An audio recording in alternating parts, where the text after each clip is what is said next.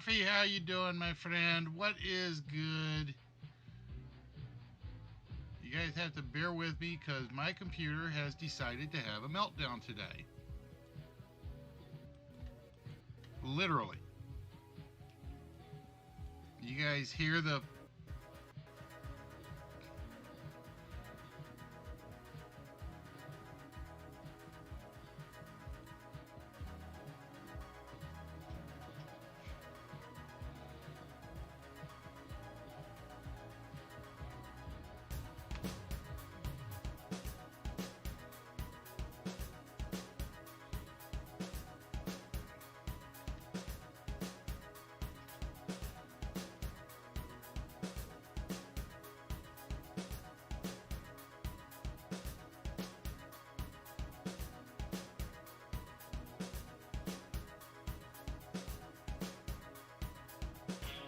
You're watching Wits.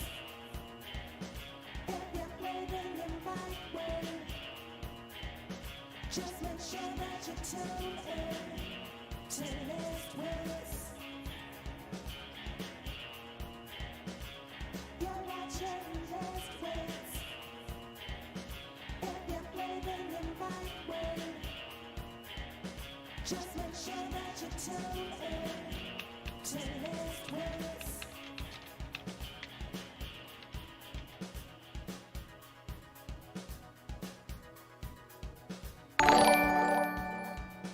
Good evening, ladies and gentlemen, boys and girls, children of all ages. Go enjoy your wedding, okay? That's all I can say. But how is everybody doing? Yes, you got me talking over the introduction. My computer went on the fritz. My computer literally had a hissy fit, and I am trying to get everything going. Ahoy, matey! Hey, you might even like that word with one of the prizes tonight, tipster. But I'm not going to say much more than that. Boy, oh boy, oh boy, oh boy. You know when you make plans to do something different, and then it just goes completely haywire on you? That's what I feel like right now. But ladies and gentlemen, welcome to the show. Yes, we are doing a Sunday show. We're kind of picking up for LK tonight, hopefully. Hopefully we won't let you guys down in that regards. Because we basically asked LK, is like, you're not streaming Sunday. I need something to do on Sunday besides sit around the house and work on things, which I need to do anyway. But it was a case of, why not? That was the best term I had, was why not? We'll just see what happens. Tipster, understandable completely. Even the short ones wear you out.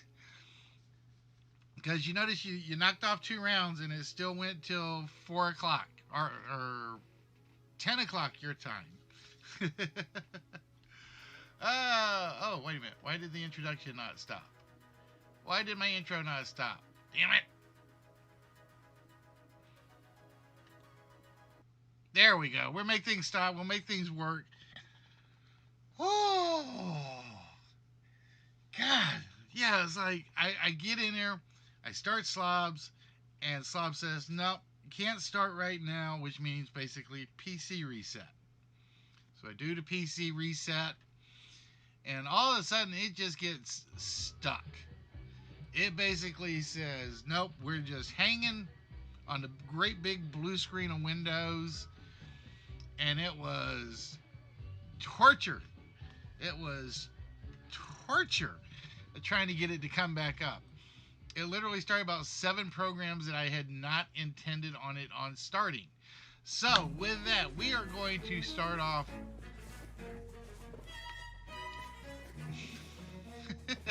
I know. I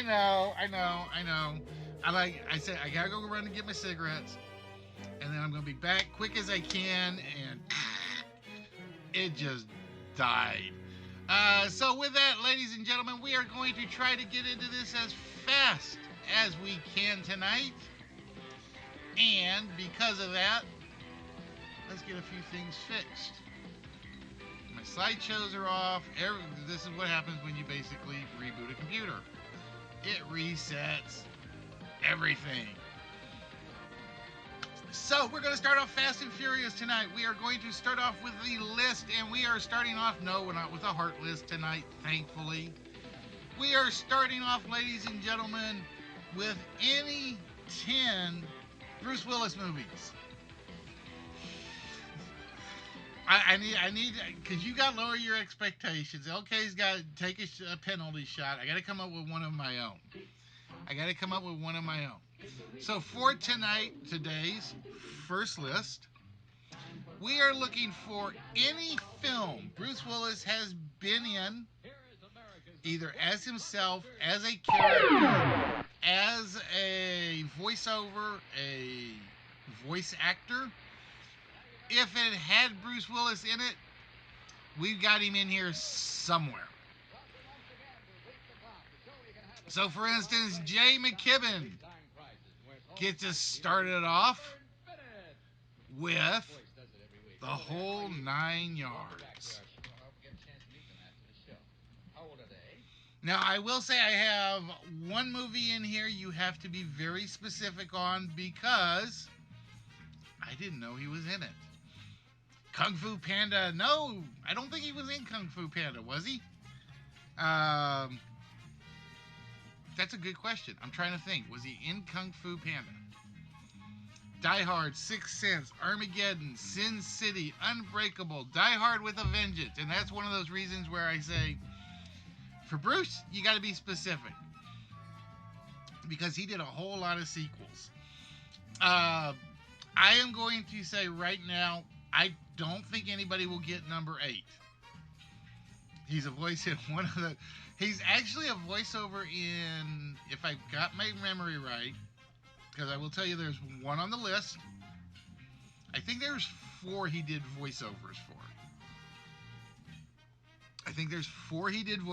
for. And the funny thing is, he's good at it. He's absolutely fantastic at it.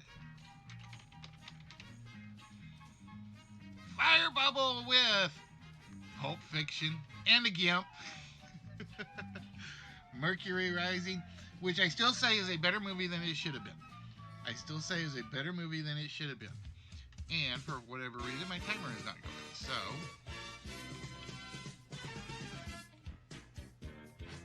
let's get my timer running right. There we go. Look who's talking too. Look who's talking now. He was in Red. Ready and Extremely Dangerous. That man definitely is. I will admit, I have a man crush on Bruce Willis, but only from Die Hard.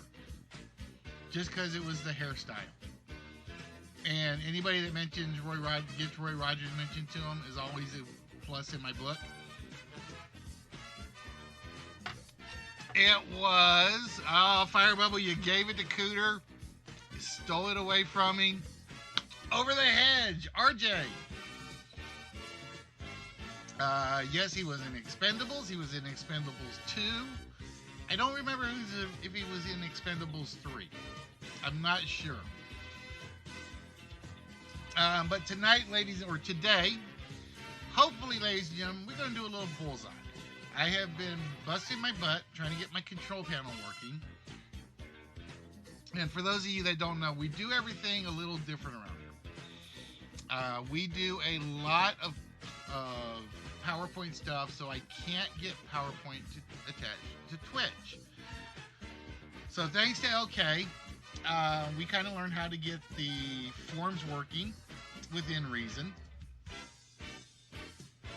But the one thing I would love to be able to do is basically borrow off of how Bash and Flush get the chat to go into the lobby thing.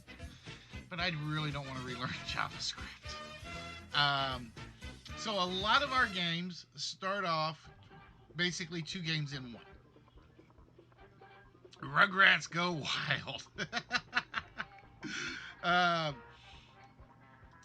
where we have a limited number of players that participate in the chat, and then everybody else is given the form to play off of. Tonight will be a little different.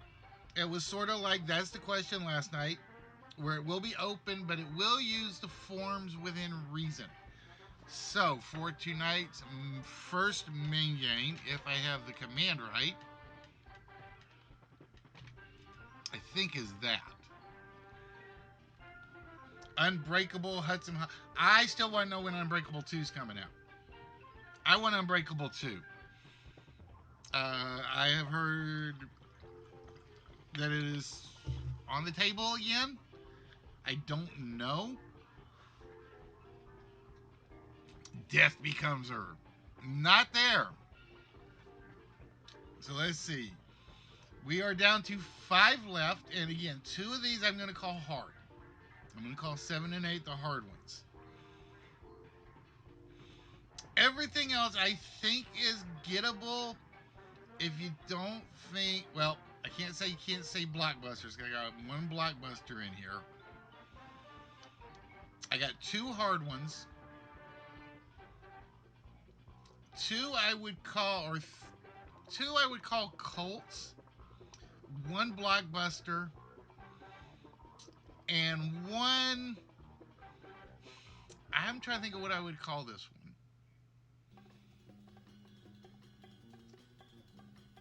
Yeah, is that the name they're going to call Unbreakable 2? Was Glass, I think.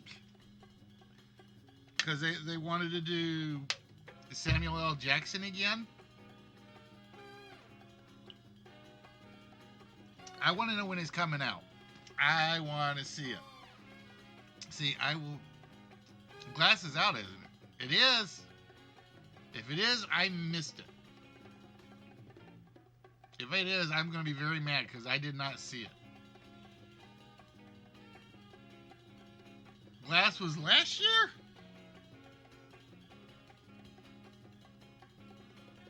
See, this is how bad I'm like thrown off. Oh, you know what? I think you're right. It came out last year, and I always wait till late to go see it, and I got put in the hospital. That's what it was. That's what it was. It came out last year. I wanted to wait to go see it late, and then when I got ready to, because I always do, I'm cheap. What can I say?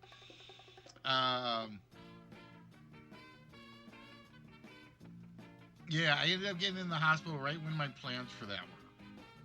That's what it was. It's on HBO. See, now I know I'm behind. See, by the time it gets to HBO, I'm screwed. But I'm not an HBO guy. And I have one reason for saying that. I have one reason for saying that I am not an HBO guy. Is Westworld was just basically ruined for me. So it was kind of like, I have the picture in my book. I have the original memory of the original movie, and then they did what they did. I only watch things sometimes, and only because that comes into play on occasion.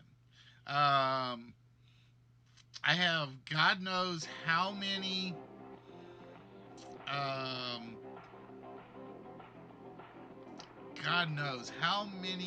freaking streaming services that I refused. I don't get Disney. I didn't get DC.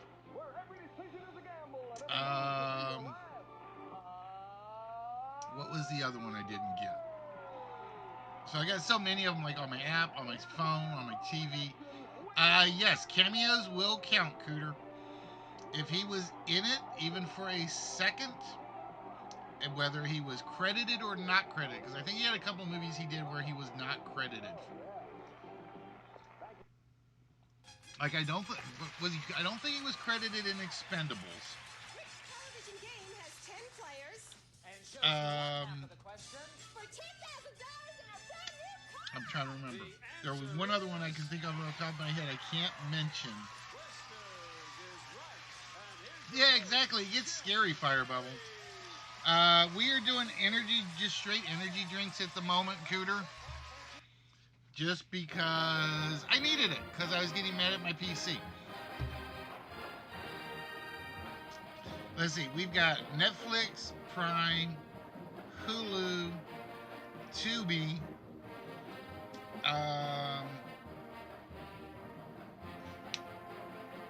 and one other one. And I only like Tubi because I get to watch like every Mystery Science Theater 3000 movie on it. It has every one of them, and they promise they're never taking it down. So if I ever want to go see The Girl in the Golden Boots,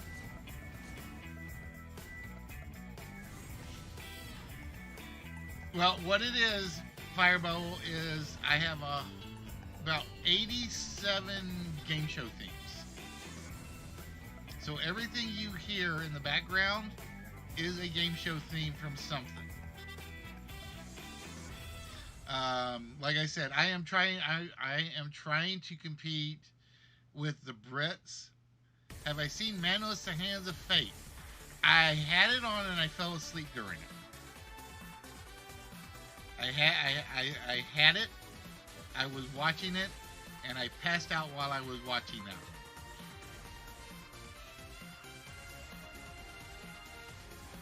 The master would not approve. Well, see, because Mystery Science, I don't know what it is. It's like, it's one of the great things that I can watch and stay awake, or I can watch and I can just go to sleep on. Now, the new one from Netflix doesn't interest me. I don't know what it is about the new one. I liked, what's her name? Paula, the second Dr. Forrester. I don't like the third one. It's almost like the Netflix forced their hand. And it was like, we just have to do it to keep it going. And it was like, no. Plus, I think they picked one movie I liked.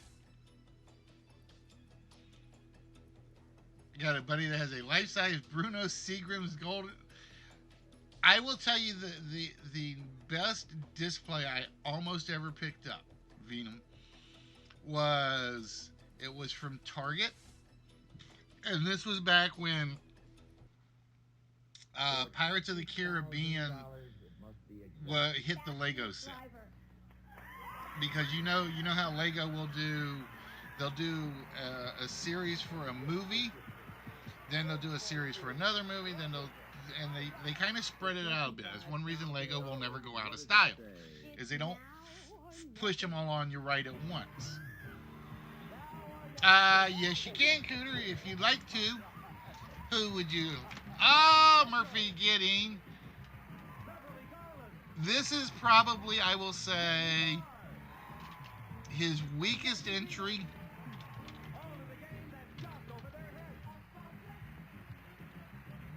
On the list. Who would you like to give it to, Cooter?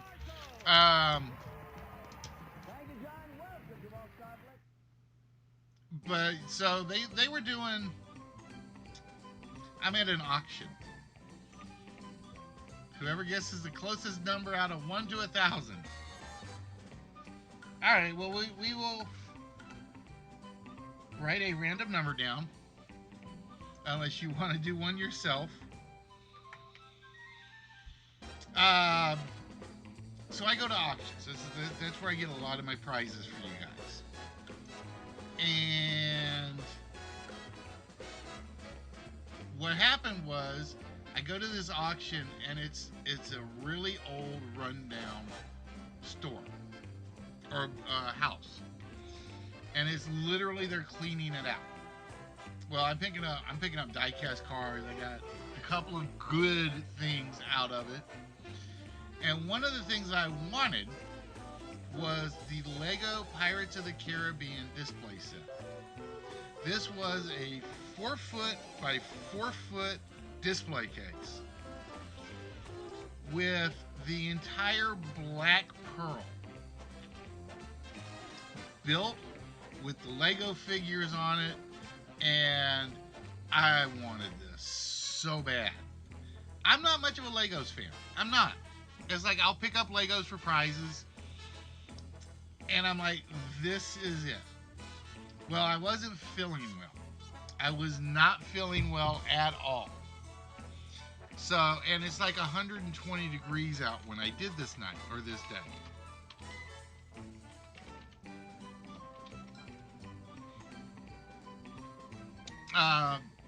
So I'm out in the yard just laying down on the grass trying to recuperate.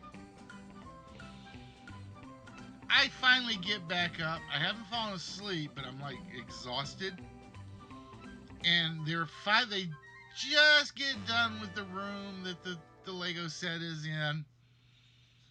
And I see the two guys carrying it out because this thing is heavy. And it was like, damn it, I missed it. How much did you spend for it? $40. $40 for a 4x4x4 completely put together Target Lego display set. I was irate. It's one of the few times I've ever like bought stuff out of frustration. That's how bad it was for me.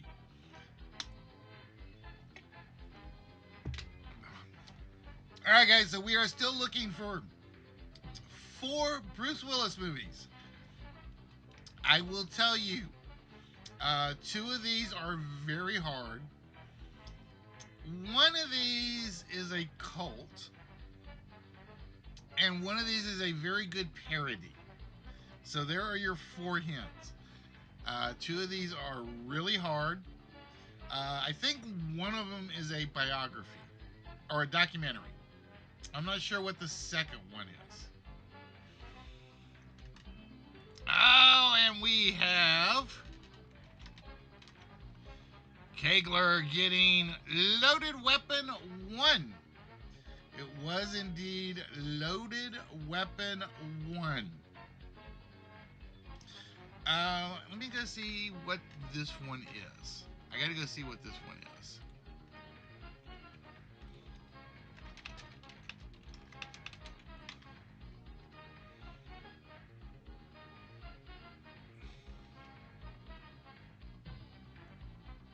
Oh, okay. I know what this one is now. Had to think about it. And Murphy getting... Lip.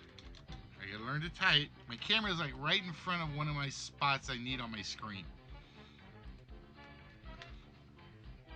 Grindhouse. Planet Terror. Alright, so we've got a documentary left and 1 action film.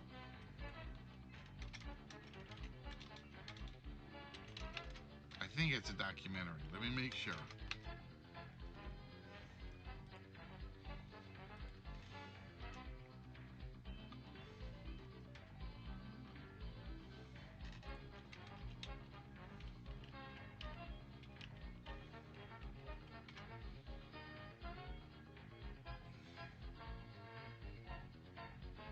Yep. Okay. So we've got... Alright. I can't say document. I mean, I can, but I can't. Alright, it is a semi-documentary and 1 action film. So that's what we got left. There's 1 semi-documentary. Mockumentary. That would be the word I'm looking for. I know there was a word for it. And 1 adventure film. Or action film. And like I said, these are probably his 2 lesser known ones. And then, like I said, today we are going to try to do Bullseye. Like I said, I have been working pretty much all day to get my control panels working on a few games. That's what I was literally doing while I was sitting there watching Tipster. Is like I'm literally just VBA button, test button doesn't work, rewrite that one because I'm trying to get everything so I don't even have to touch the PowerPoint or the presentation. All I want to touch is like my one console panel. So it's basically question, answer, reveal, and then whatever the tag is. Like I said, I'm still mad about the second round of That's the Question last night. Speaking of which, and I don't think Cooter is here because Cooter was here when it happened. Kegler, you might have been here. Who got our Denmark question?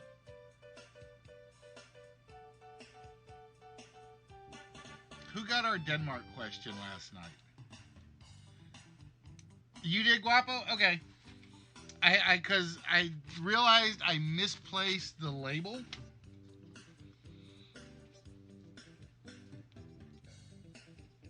Good news is yours are mostly in a box, so I think I'm not going to need the label. But now that I know who has it,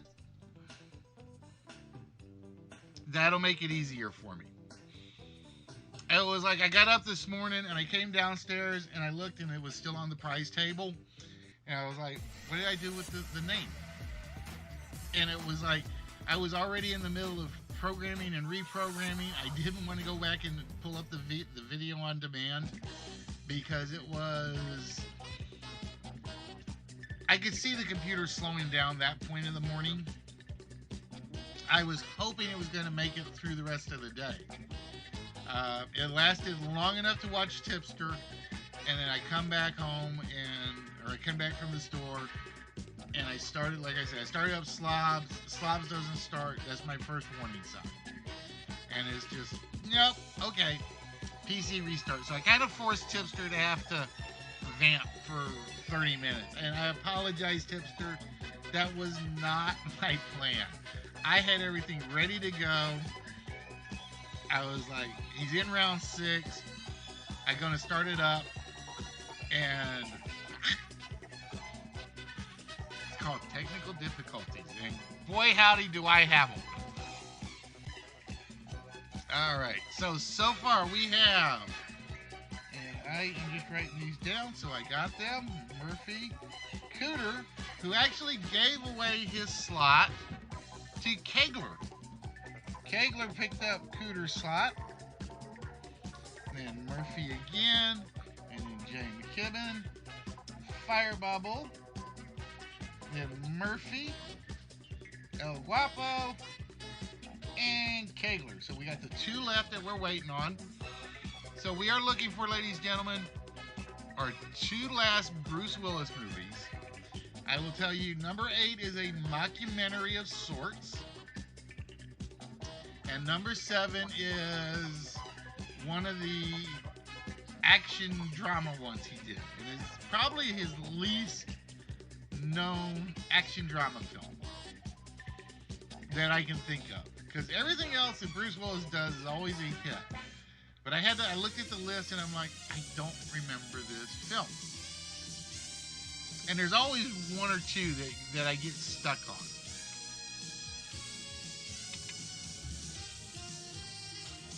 Now, the funny thing is, because I know that Matt is going to be doing Who Dares Wins, I'm like, do I really want to give up one of my lists just to give it over to Matt and say, here you go, Matt, use this instead? And it's like, I don't know if I want to do that. The Return of Bruno.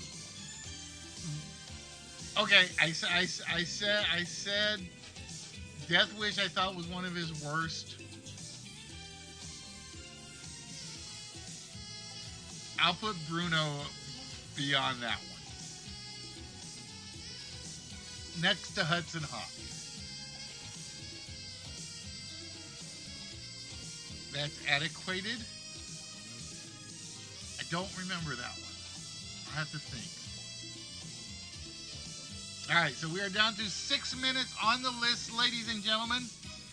And again, for those of you that don't know, we actually give out physical prizes. Even though my curtains are off. Damn it. Oh well. So you guys know what one of them is. Hey Fox, how you doing? Didn't you? Okay, I'll give him he's a good blues man. I'll give it he's a good blues man. Fox, we are basically doing the list where the computer picks 10 items that are related to a certain topic. In this case, let me get the list back up. In this case, we are looking for 10 Bruce Willis movies. No, it was from Bruno. He played. He is actually he's in a Southern blues band, and I can't think of the name of it right off. And he got to show off his harmonica skills in The Return of Bruno. And the man is pretty damn good. He is pretty damn good with a mouth organ.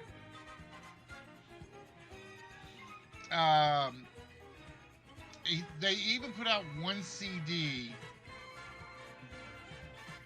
and he did it under the Bruno name. It didn't sell well, but it's like it's a guilty pleasure of mine when I can find it and listen to it. Because I love everything old school blues and rock and roll. That's my two biggies. You give me rock and roll, blues, and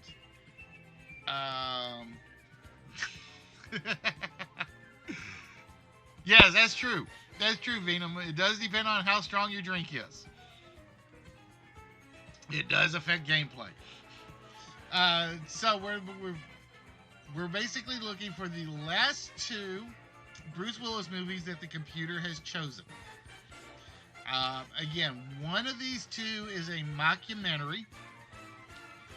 One of these is it takes after Hostage just in reverse. It does take after Hostage just kind of in reverse. I don't want to say who's in with him yet. Was he in Payback?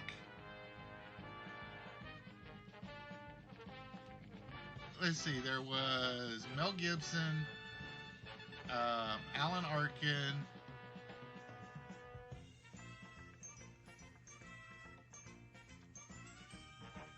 I don't think he was in Payback.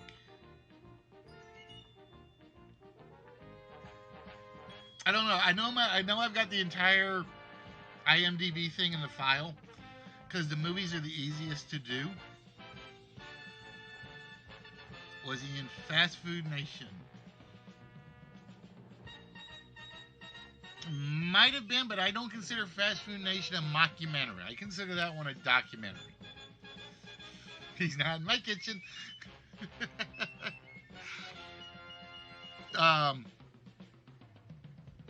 I lost my train of thought again.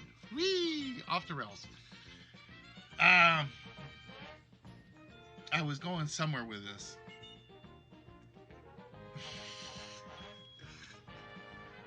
Yeah, but I can see you kidnapping him just to have him fire a bubble. Just to have a play toy on the side. I'm sorry, I couldn't resist. Oh, in addition, folks, we have the four-letter word. There we go. This is where I was heading for. If you guys want to take a guess at the four-letter word, it also works in the chat. You basically try to come up with the four-letter word that reads from top to bottom. Each letter completes the word going across the board. So if you thought the first word was seam, S-E-A-M, then the first letter of your four-letter word guess will start with the letter E. It is in order from top to bottom. If you get that right, you get a shot at the vault. And we are down to a 1 in 240 chance, I think, of opening the vault at the moment.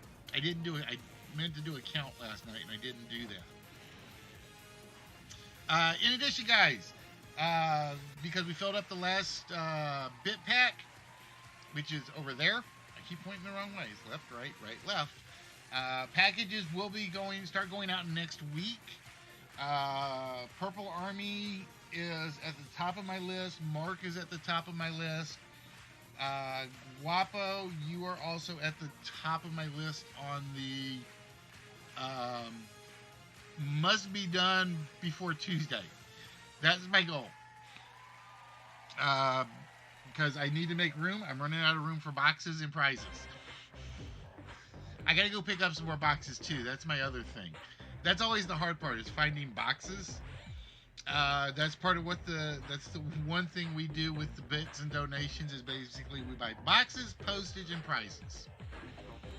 That's the big three. So, we are out of time. I didn't even look at the timer. I was so sidetracked. So, we got 2 we did not get.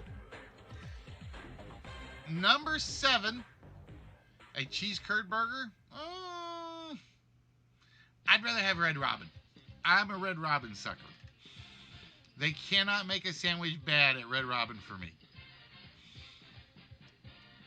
Number 7 was the action film which had Bruce Willis and Sigourney Weaver in it. It was The Cold Light of Day. It's literally the reverse of Hostage, where his daughter is kidnapped or disappears. And number 8, I was trying to push everybody to this one because I knew this was going to be a hard one. This is a mockumentary where Bruce Willis is actually in it, and it is about Steve Irwin. It is The Crocodile Hunter Collision Course. Bruce Willis, there's a bunch of cameos in it. Steve Irwin is in it. His wife is in it. And they're basically making fun of Steve Irwin's life. It's a fantastic little comedy. I highly recommend it. Cue the crackies. It is very lighthearted, and you look back at it, and it's what made everything great about Steve Irwin. All right, so with that, it is time to find out who is going to get a shot at the vault, who's going to get a one-player game, and who can claim one of the small prizes. And I forgot to put one of the small prizes back up, which I need to do. So we are going to start with Murphy, who basically had 3 on the list. And he went with the Charlton Branson remake, Death Wish. And look at that, right off the bat. So Murphy will be playing a one-player game. And because of that, we got to go through Murphy's other ones. Let's see if he clean sweeped it. And that has been known to happen, folks. We're looking for a vault shot. We're looking for a small prize. And in the grain house, we find none of the above. And we complete Murphy's run with G.I. Joe Retaliation. Oh, Murphy is 2 for 2. So congratulations, Murphy. Fox, you type in chat a 4-letter word. Each letter of your 4-letter word reads in order from top to bottom. So for instance, and I'll use Jay McKibben's Lisp. That would be slam, bill, save, and cope. Those are 4 valid 4-letter words made from LISP. But all you have to do is type LISP in order to guess the 4-letter word. And I am trying to remember what my 4-letter word is. I haven't looked at my commands today. Oh, okay. Yeah, I don't think this is a hard one. We'll see. We will see. All right, Murphy. So you are 2 for 2 tonight. Who's going to join you? Who is going to get the vault shot? Is it Cooter and his very short phone call? Ah, sorry, Cooter, not there. How about Kegler, who had won it from Cooter? But since Cooter came back, he reclaimed it with Loaded Weapon 1. Oh, not there either. So we are down to Jay McKibben, El Guapo, and Fire Bubble. The whole 9 yards. Matthew Perry. It's Matthew Perry. Was Selena Gomez in that one? I don't remember. Bruce Willis. Not there either. Oh, please don't tell me they're behind Crocodile Hunter. Don't tell me he's behind Crocodile Hunter. How about Pulp Fiction? Is that our vault shot? It is! So Fire Bubble will be getting the vault shot for this hour. All right, so with that, let me close the list down. And I am going to go get the vault open. And like I said, whoever gets this vault is going to like it, I think. Just because I know what's in there. All right, so let's go do the vault first. And then Murphy will get to choose his choice of the small prizes.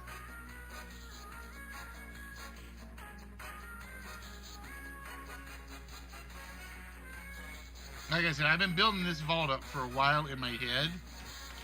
Just because it's not overly large, so it's not going to be hard to ship. But it is pretty damn solid. All right, Fire Bubble. So with that, you get to take one dial color, and we're going to remove an incorrect number from it. So Fire Bubble, which color would you like us to clear the dials on? Orange, white, blue, or green?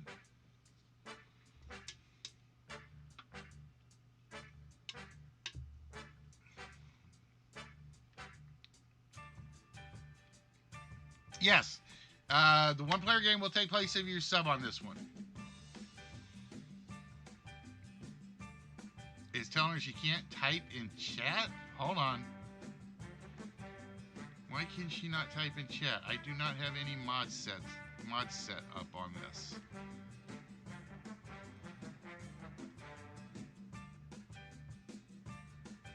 What? I do not have slow mode on. Or I don't have it at 50 seconds. I know that. Alright, try it for me now, Fire Bubble. There we go. That was weird. Have no idea why it did that. Alright, so we are going to lose the 4. So we know the last number is not a 4. Now, I'm going to give you guys one hint. 1 in 180 chance. Yep.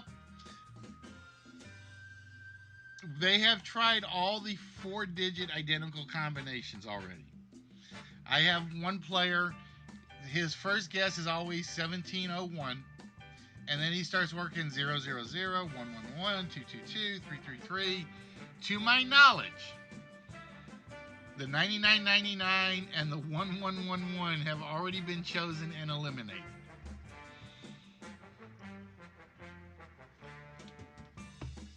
So, Fire Bubble, what 4-digit number would we like to try to open the vault?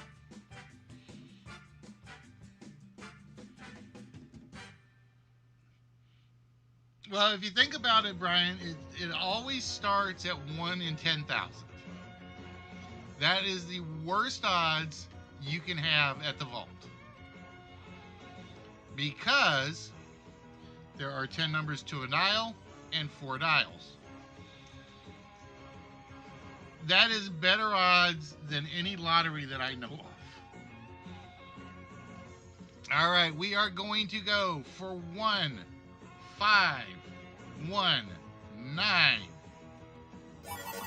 We lock it in.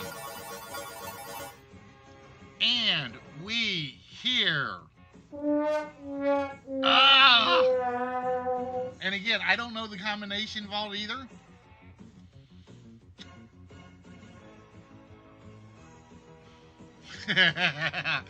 I refuse to play Powerball and I refuse to play Mega Millions. I have done the you go up to the register and it's like I'll buy like one of every like $5 ticket and try it. I never win. Never have. The closest I came was I won 3 free tickets.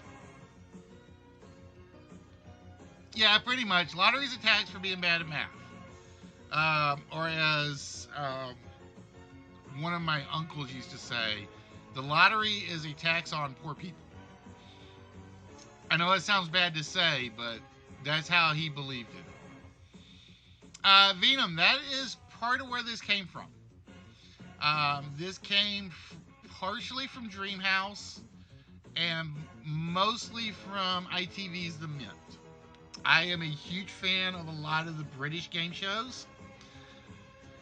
Like I said, it used to be the US would make the game show, then the Brits would take it, and then they would do something to it to tweak it. And then if it got good, it stayed around forever because you had the American version and the British version. Then you get to the point somewhere in the 90s, I guess, where it's like I turned my attention to British television because all the good game shows came on British TV. And unfortunately, we have idiots over in the US in TV production. And if any of you are TV producers, I'm sorry, but this is how I feel. But when the only game you can borrow from the British is Who Wants to Be a Millionaire, that's the only one you can really borrow. And you've got Krypton Factor, you got Secret Fortune, you've got In It to Win It, Take It or Leave It, The Code, Chase the Case. I'm trying to think of what else off the top of my head. There's another one I love. 15 to 1. Or when the US can't make a version of 15 to 1 or going for the gold, I got idiots in the US. That's how I feel. US television is not what it used to be. I will say when Game Show Network kind of changed owners, well, I am jealous of who's got their version of 51. Is it Bash or Flush? They've got one of them's got it, and I'm just jealous of how good it looks because mine looks like eh. I miss the Chase too. I am not as much of a fan of Beat the Chasers as much as I should be. It's all right. It's missing something to me. God, I'm trying to think of the name of this one game show that's sticking in my head. But when Donny Osmond says he wants to produce and pay for the works to do Secret Fortune, and nobody in the States takes him up on it, I get PO'd. Oh, Murphy. The trick to British game shows is it's a lot of all or nothing. Like I said, I'm not a fan of Golden Balls. I don't know how that one lasted as long as it did in Britain. But yeah, Secret Fortune, In It to Win It, Who Dares Wins, the Jet Set. I just saw another one. It was one I'd never seen before. It's like they've got these nice little hooks on them that make them different. Tipping Point I like. I'm not as much of a fan of it because of the luck of the push machine. Breakaway. I loved Breakaway, and I'm probably the only person that did. All right, so while I am chit-chatting, where is...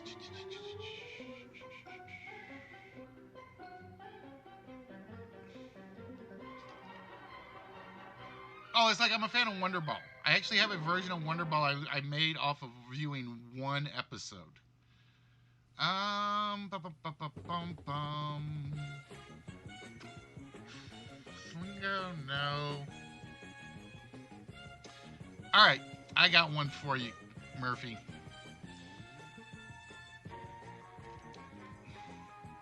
I tried it. I haven't. I've got it here somewhere, but I had to revamp the entire thing because it's graphically it is not attractive. Finding questions I liked was really tough. But yeah, I actually have a Tenable somewhere. Do I still have it, is the question. No, I don't have it anymore. Yep, exactly. Alright, so with this, Murphy, you are going to be playing 1 versus 100. Now, I forgot to put the price chart in here. So we'll worry about that when we get to it. I can't believe I totally forgot to put that in there. But you are going to be competing, Murphy, with these 100 characters on the board.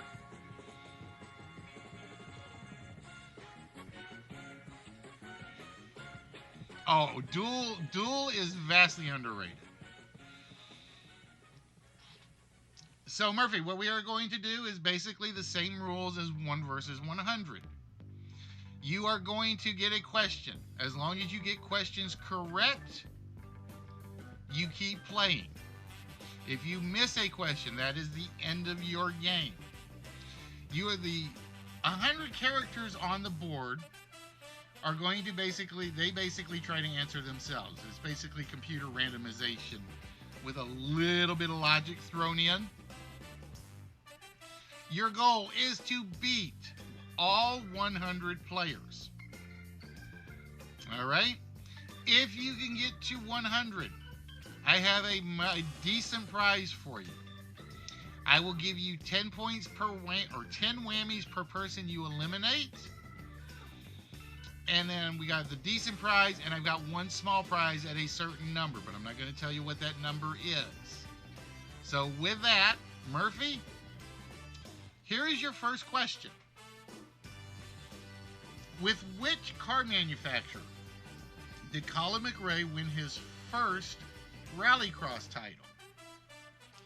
Which car manufacturer did Colin McRae win his first World Rallycross title?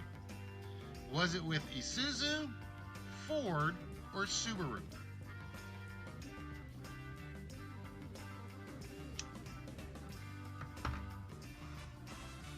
Murphy says it is Subaru. Now, the 3 hints do work if at any point you want to use them. It was Subaru. Colin McRae's first one was Subaru. I think his second one was with Isuzu, or the second company. I don't think he ever won one with Ford. All right, so with that, we reveal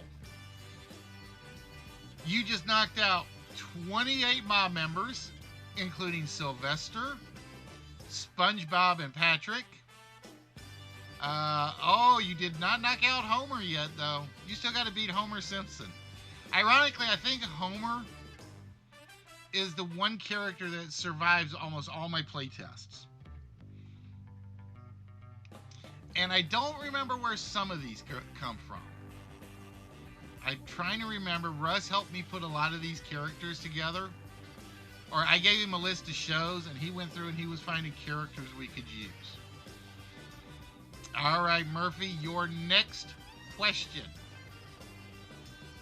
What was the originally planned name for DC's Captain Marvel before it became Captain Marvel and later Shazam? Was the original name for Captain Marvel Captain Thunder, Captain Lightning, or was it Shazam? And again, you can ask, poll, or trust the mob. You have all three options available to you. At least every time we've play tested this, it's worked. I say that now because I always know something's going to blow up on me. All right, you're going to use the poll. The poll says Captain Thunder by a whopping margin. Captain Thunder, Captain Lightning, or Shazam?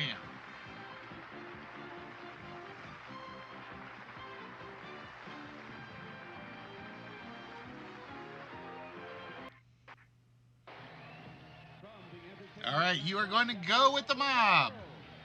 Was Captain Marvel originally known as Captain Thunder? He was originally known as Captain Thunder. And with that, we eliminate 17 mob members. And somehow Homer is still in there. But we are saying goodbye to Zap Brannigan and Space Ghost. One of my favorite cartoon character heroes of all time. All right, Murphy, your next question. You have 45 mob members to go, or 55 to go. Which Nobel Prize literary author once challenged Senator Joe McCarthy to a boxing match? Which Nobel Prize literary author once challenged Senator Joe McCarthy to a boxing match? Was it Ernest Hemingway, John Updike, or William Faulkner?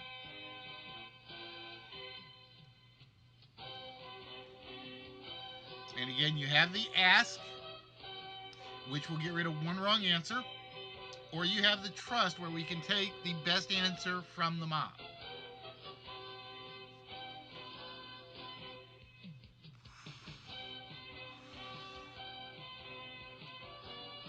Oh, he says it's John Updike. Is it John Updike? No, it's not. It is not John Updike. It was actually Ernest Hemingway. Ernest Hemingway was not a fan of Senator Joe McCarthy. And they had a war of words. And I don't remember, I think this was right before the Hollywood blacklist.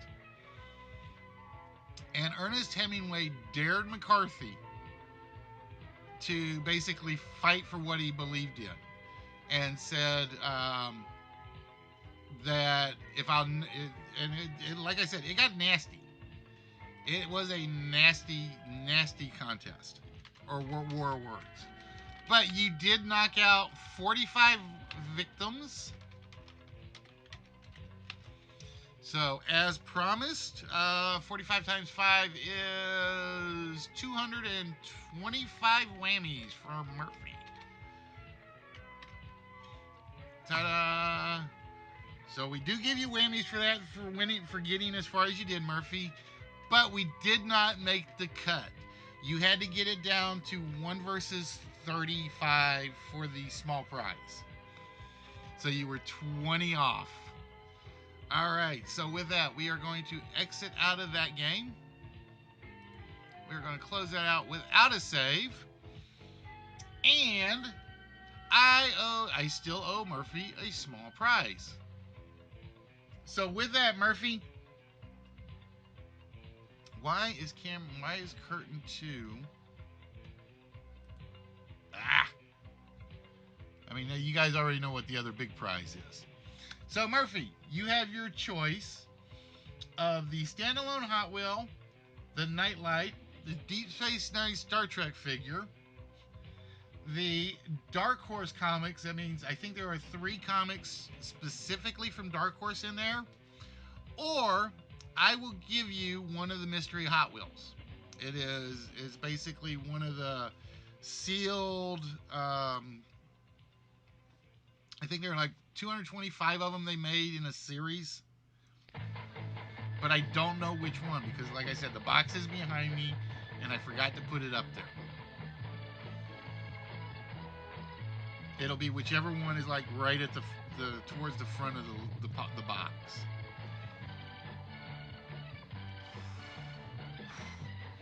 So Murphy, which of those would you like?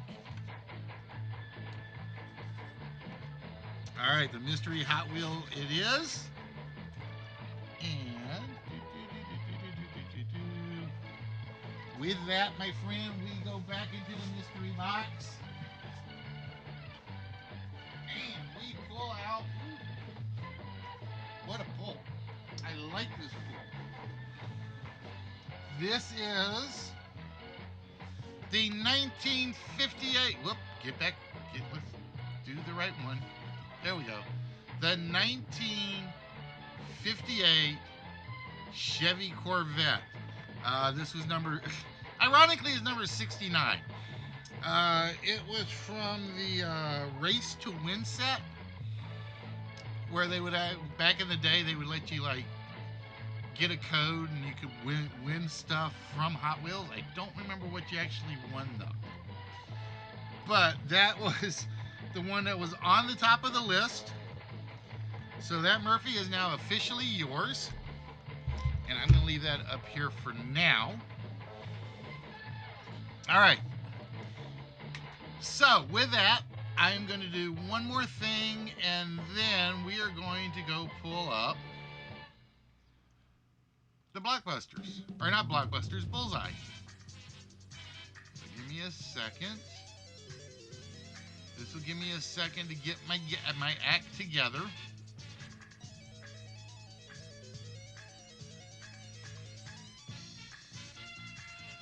This is why I do not get on camera during this one.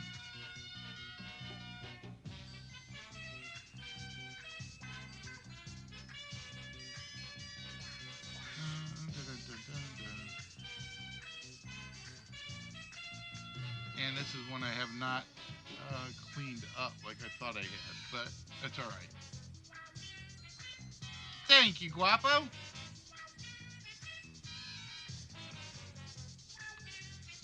Because that's where I was heading, was actually the sheets. Because I do need it for Bullseye.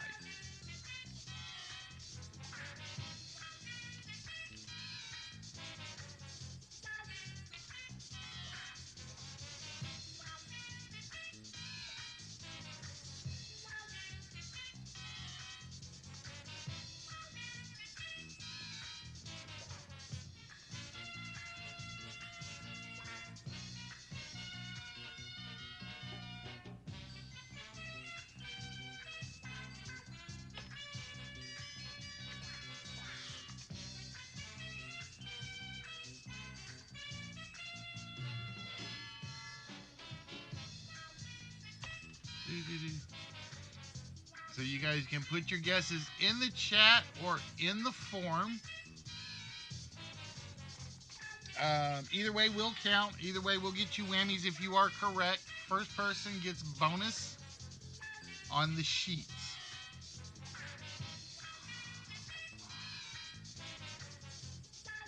And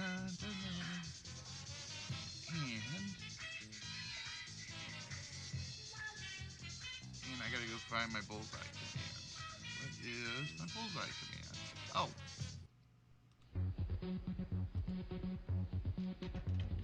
And this is the one we will need shortly.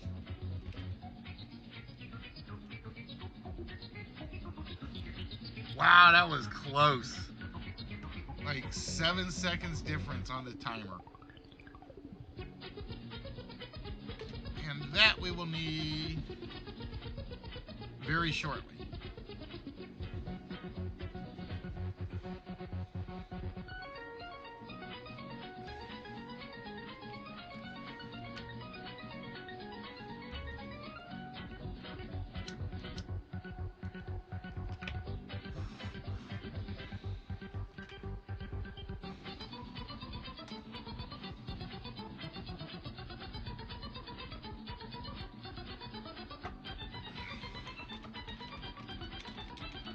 So Kegler and Guapo, don't tell who you put in because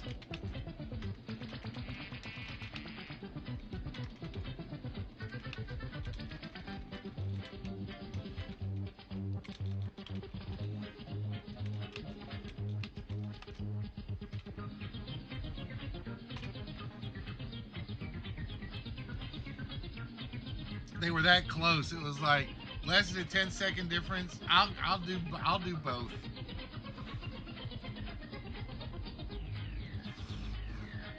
Oh, I mistyped it.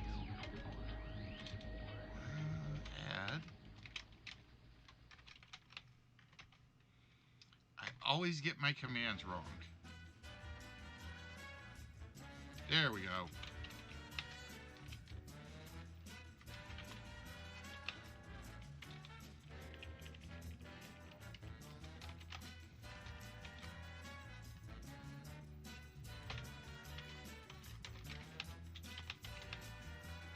Yes, Perfy, it will be an open game. So everybody will have a chance in Bullseye.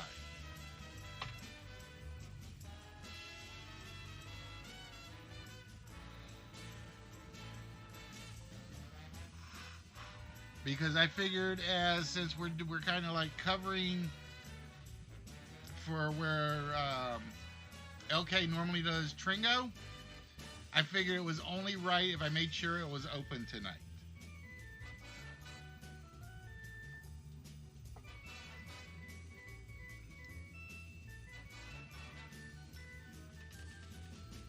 That is still...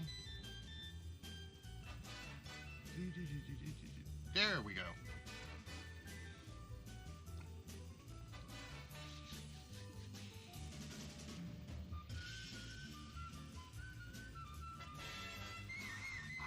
No, I didn't, Brian. I passed out. I drank more whiskey than I should have.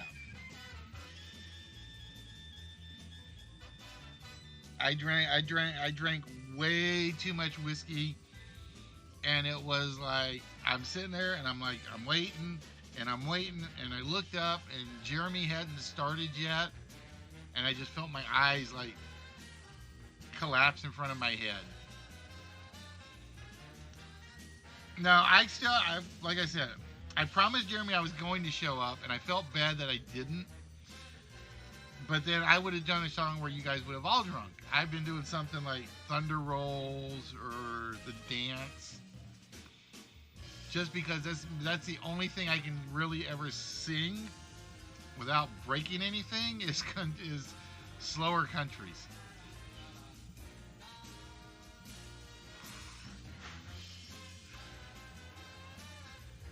In honor of the Heart List. Okay.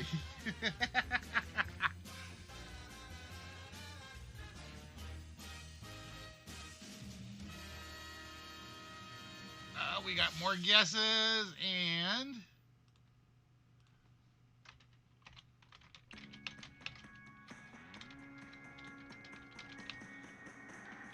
I cannot add type.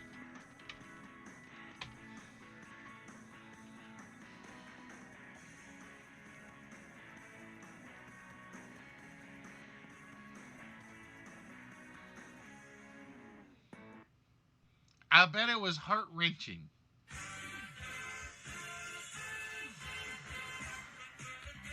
Just to keep that theme going.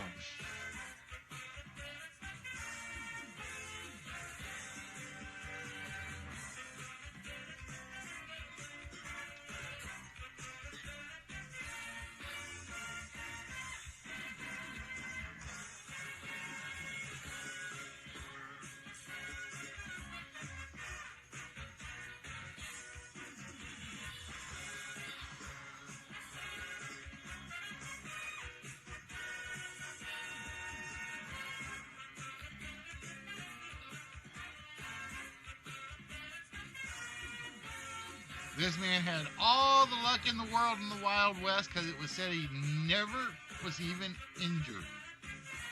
Ladies and gentlemen, our mystery guest is the one, the only, Wyatt Earp. It was indeed Wyatt Earp, and we gave out 75, 50, 70, 85 whammies on Mr. Earp. All right, so with that, I am going to get over to the large board. I'm going to close this out. And we are going to get Bullseye open.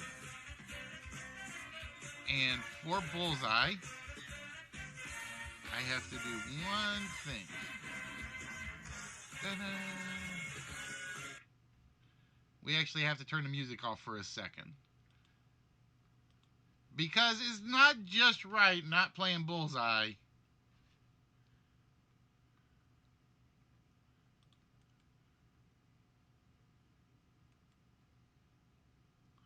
Do do do do do do do do do.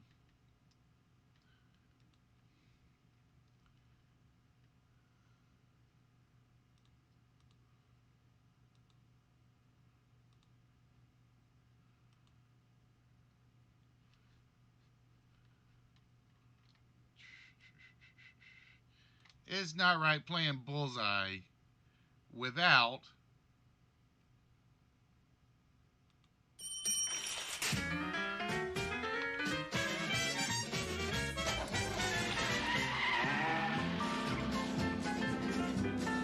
Well, this is the good point, Murphy. You should be able to play when you see the question because it is set up. You'll have 60 seconds from the moment you see the question and the choices.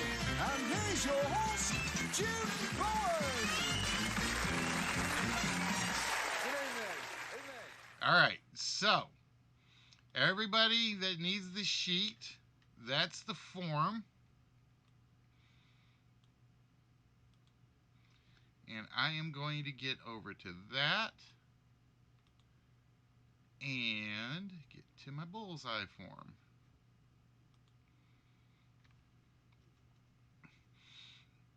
All right, so this is how it works. It is very, very simple.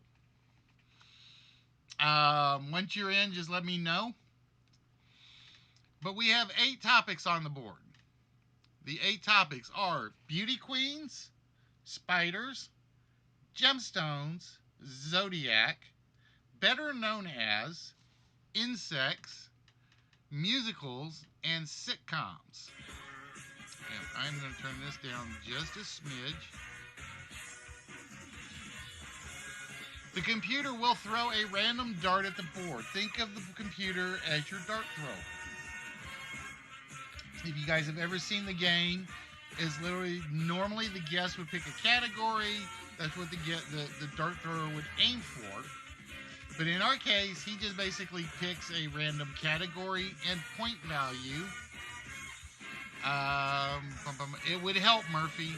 It will definitely help.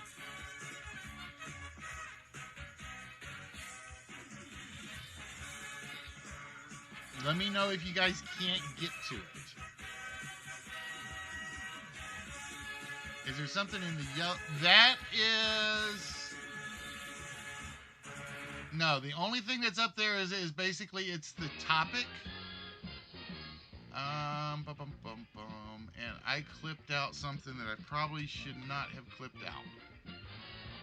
There we go. Let me set that. There we go. It is basically the topic.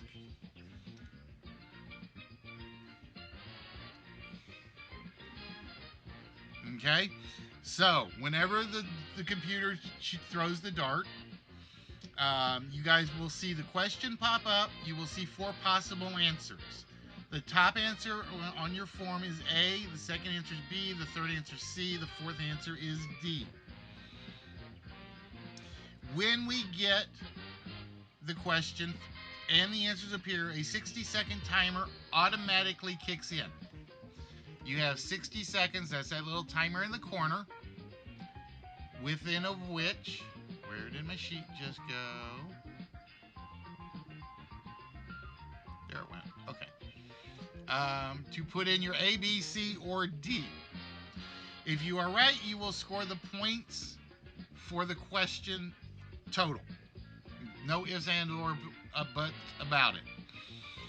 Once we get 8 bullseyes, and they can come up randomly, it could be the first throw, it could be the fourth throw, it could be the 40th throw. The player that has the most points, well, if, ooh, let me see. I'll tell you what, Murphy. If you want to do the whisper to me, I will put you in on the form. If you want to do the whispers to me, I will let you use the form, or use it without the form.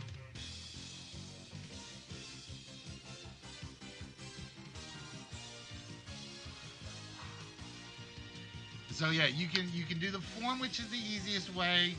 Whispers to me. Try not to put them in chat. That's the only thing I ask you. You try not to put them into the chat itself.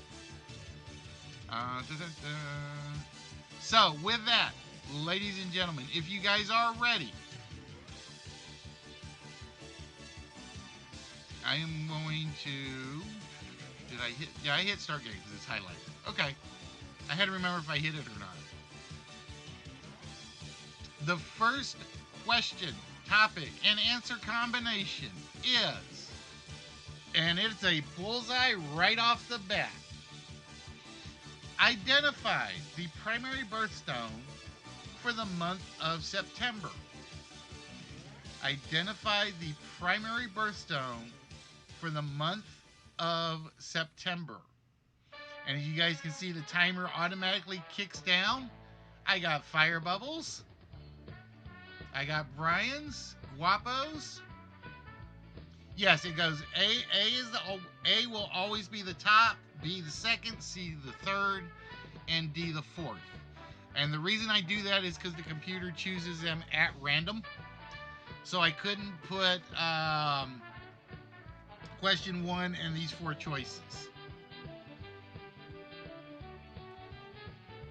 So just remember A, B, C, or D. And then if you are right, we will give you points. All right, the correct answer is C, Sapphire. So we give a bullseye score there, a bullseye score there, a bullseye score there, a bullseye score there. And I'm going to put you down here at the... I got to figure out where I'm going to put you, Murphy, because I don't know how far this thing will overwrite. I will put you there for the moment. It was indeed Sapphire. Sapphire is the primary birthstone for the month of September. There is also an alternate. I just don't remember what it is, and I don't remember if that's in the gemstone questions or not. All right, ladies and gentlemen. Question number 2. Better known as, in the comics, who is Shira Sanders better known as? In the comics, who is Shira Sanders better known as? Is she known as Power Girl, Star Girl, Hot Girl, or Dyna Girl?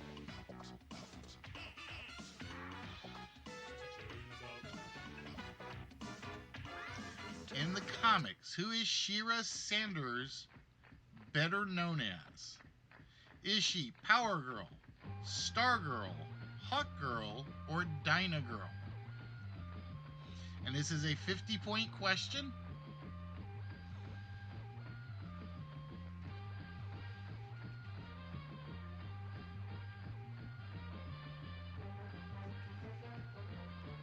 No, you can do either or, Murphy. You can do either or on the whisper. I will say it's faster if you do the letter only, but it is not required on the whisper side. 8, 7, 6, 5, 4, 3, 2, 1, and time is up. And the correct answer is Hot Girl. Hot Girl is Shira Sanders. So with that, El Guapo scores 50 and Murphy scores 50. If you guys have seen DC's Legends of Tomorrow, they used the Shira Sanders character as their Hawk Girl basis. All right, guys, question number 3. And I keep having to put this so I can make sure I get to see how many bullseyes we get through. It is the Zodiac. The Zodiac, Taurus, Virgo, and Capricorn comprise, it says compromise, but it should be comprise which Zodiac group? Taurus, Virgo, and Capricorn comprise which Zodiac group? Is it water, air, fire, or earth? I got a flag I've got to fix because it's not automatically kicking the timer off. I got to fix that flag. Huh, I didn't know that one was off. But thankfully I have the button to reset it.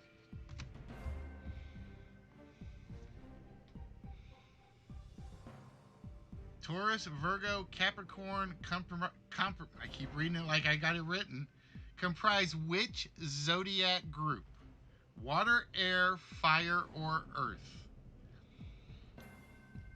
No, it's actually set up where it's supposed to be when the question pops up, Brian. It's actually supposed to automatically reset it to 60 seconds and boom. So I don't have to do anything. But I got smart and said, just in case, I added the timer button on my control panel. I got lucky. And the correct answer is Earth. It is indeed. They are all part of the Earth group. So with that, we give points here, points here, points here, points here, points here, and points to Murphy. All right, everybody knew that one. And my alcohol is over there, so I can't do a social.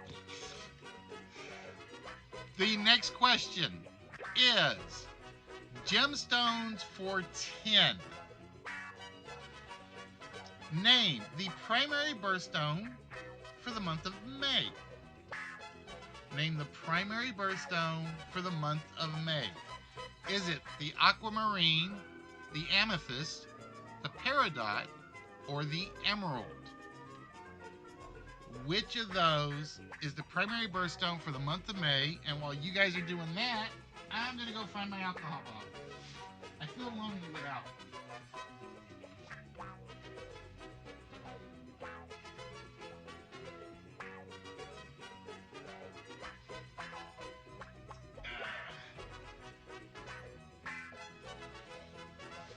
It is cognac. It is indeed cognac today.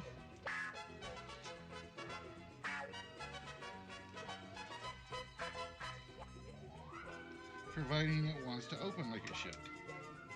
There we go. And we are down to 16 seconds left on this question. It does not want to open. It wants to be stubborn. It's going to make me go drink something else. And the correct answer, ladies and gentlemen, is the emerald. The emerald is the primary birthstone for May. Let's see who got that right. That was Firebubble. Yep. To go up to 285. Jay McKibben at 285, Kegler at 285, and Murphy still leading with 335. All right, guys, the next question on the board. And yes, you feel free to keep guessing at the 4-letter word. Is sitcoms for 10. Nope, it changed it. Oh, it's changed it to a bullseye. It is a bullseye for 250 points. The bite of which spider? is said to cause painful erections in human males? The bite of which spider is said to cause painful erections in the human male? Is it jumping spiders, wolf spiders, trapdoor spiders, or Brazilian wandering spiders? The bite of which spider is said to cause painful erections in the human male body?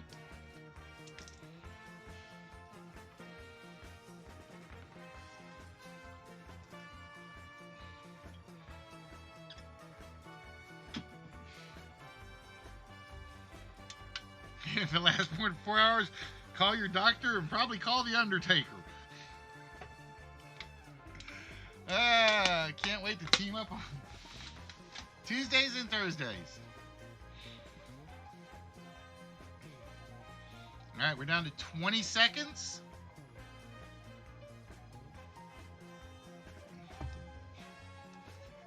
Call your mortician.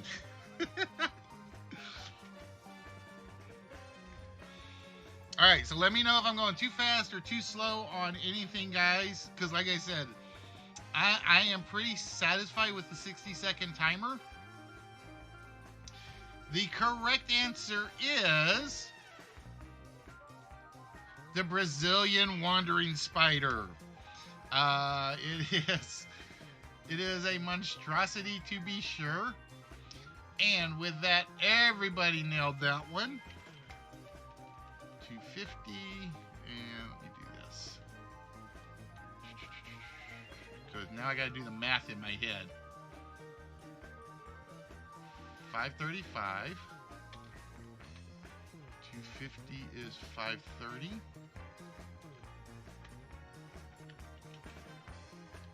Oh, wait a minute. I think I did the math wrong. Let's just do this.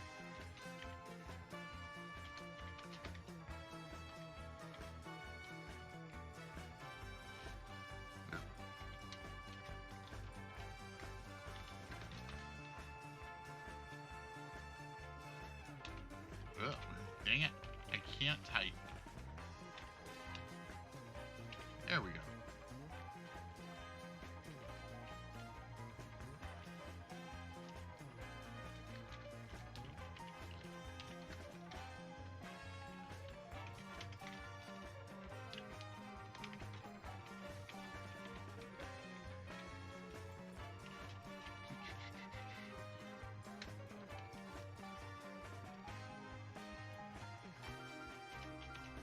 There we go. Okay, we're caught up, sort of. I just have to do some copy and pasting. It is the Brazilian wandering spider. All right, we are 2 bullseyes down. It is time for the computer to give you topic and points number 3. Oh, and it's doing another bullet. It did this to me in practice. It would like go through 2 or 3 of them like back to back to back. And it is a bullseye for the zodiac. Which sign of the zodiac is represented by a 10-legged creature? Which sign of the zodiac is represented by a 10-legged creature? Is it Capricorn, Cancer, Scorpio, or Sagittarius? But ladies and gentlemen, if you are here and you want to participate,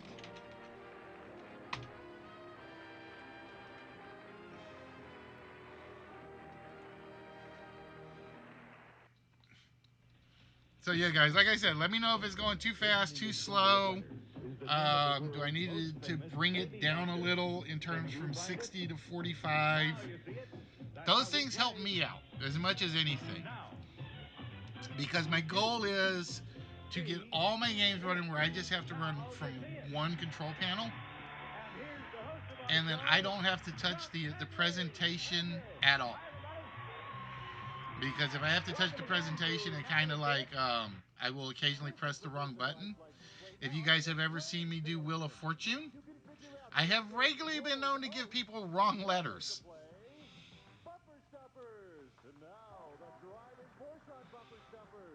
All right, the time is up. Which creature was represented by a 10-legged creature? It was Cancer. The crab is actually a 10-legged creature. So with that, we move the scores up. 785 for Fire Bubble. 775 for Brian. Guapo is at 575. And Jay McKibben at 785. If I can learn to type. Unfortunately, Kegler and Murphy both went with C. The Scorpio is not the 10-legged creature. All right. With that, the next question. For 50 points in sitcoms, which sitcom officially spent the most straight years at number 1 in the Nielsen ratings? Which sitcom officially spent the most number of consecutive years at number 1 in the sitcom ratings, or in the Nielsen rating?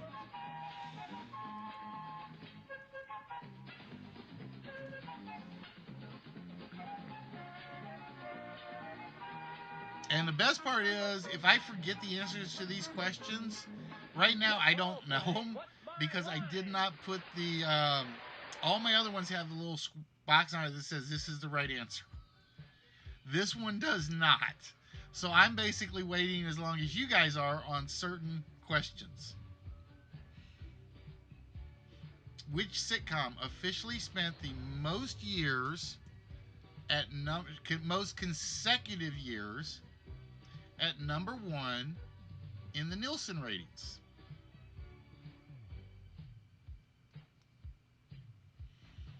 So this one may come under dispute, but we'll see.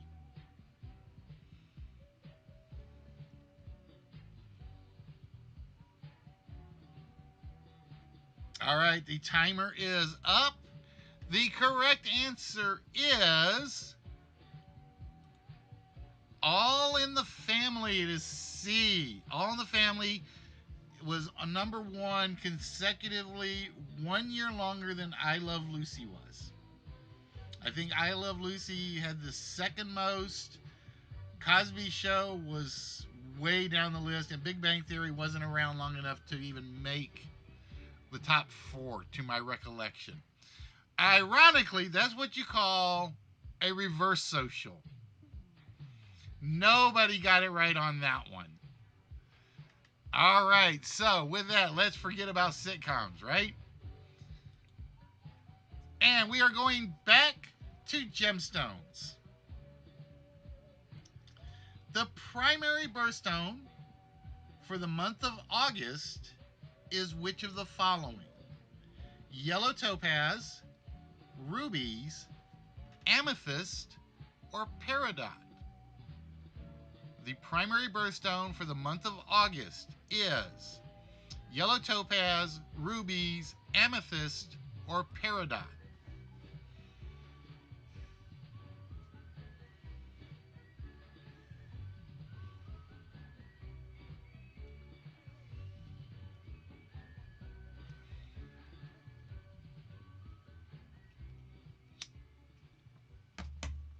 I know what I need to do on my sheet. Hold on.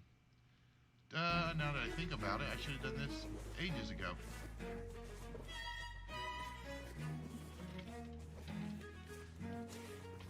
Plus 100. This way I can just copy one number. Get over there. This will be equal D2 plus 50.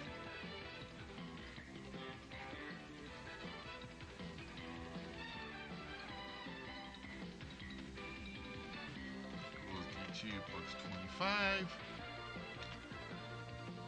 And equals D2 plus 10. Alright, give me a minute, guys, because I'm trying to clean up my spreadsheet a little here so I know what I'm looking for.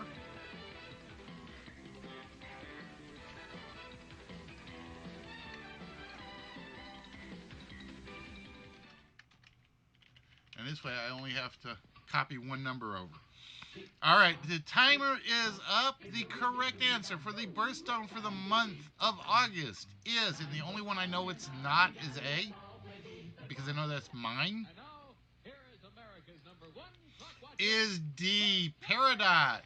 So for 50 points, we go. Fire Bubble is up to 836 or 835. McKibben is at 835. Keegler is at 585. And Murphy is at 635. B is yours? No, mine is yellow. Well, mine officially is yellow topaz. All right, guys, your next. See, now I know what to get you, Fire Bubble. I'll get you a little token with one with the bee stone on it. The next dart on the board is better known as, and it is bullseye number 4.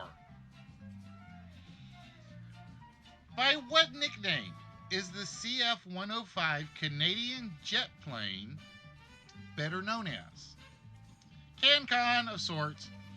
By what nickname is the CF-105 Canadian jet plane better known as? Is it the Arrow, the Northern Light, the Canadian Goose, or the White Eagle? By which nickname is the CF-105 Canadian jet plane better known as?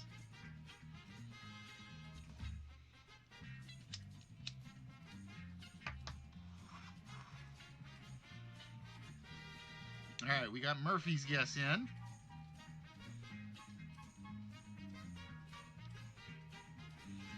This is a 250-point bullseye. We are through 4 of the bullseyes. So far, we've had 2 perfect socials, 1 perfect antisocial, and I think everybody has gotten at least 1 bullseye question right.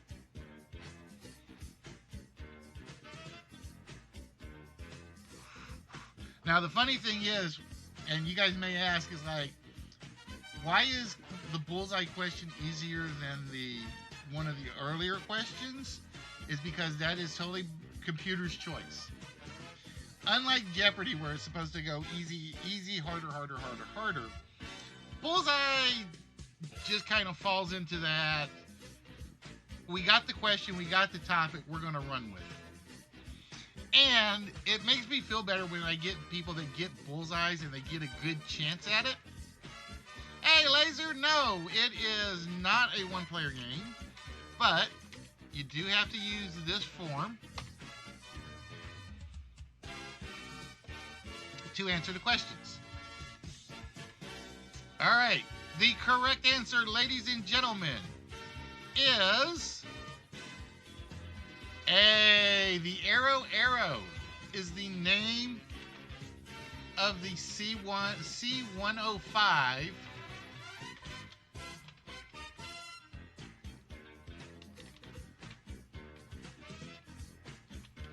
jet plane. The Canadian Goose, I was hoping threw people off. There's another plane that does go by that nickname, but I don't remember which one.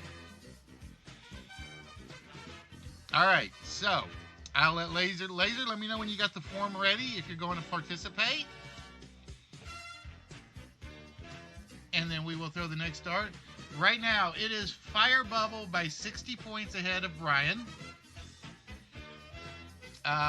Jay McKibben and Keegler are tied for 3rd with 835. Murphy is in 4th with 635. And El Guapo is at 575. All right, well, we're going to be doing another one later, Laser, so feel free at that point. And with that, the next dart is Beauty Queens for 50. Beauty Queens for 50. This is one of those categories where I've done the question of, I've gone through here before, but we never got to a full game. But I'll swear I've used every question in the Beauty Queens one before somewhere. This ex-Miss New Orleans who went down the road with Bing and Bob on a number of travels. This ex Miss New Orleans, who went down the road with Bing and Bob on a number of their travels. Is it Gail Sonnegaard, Donna Drake, Dorothy Lamour, or Hedy Lamarr?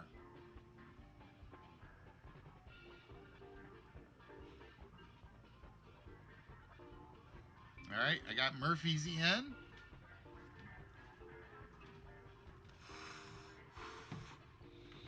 So the speed is decent, right?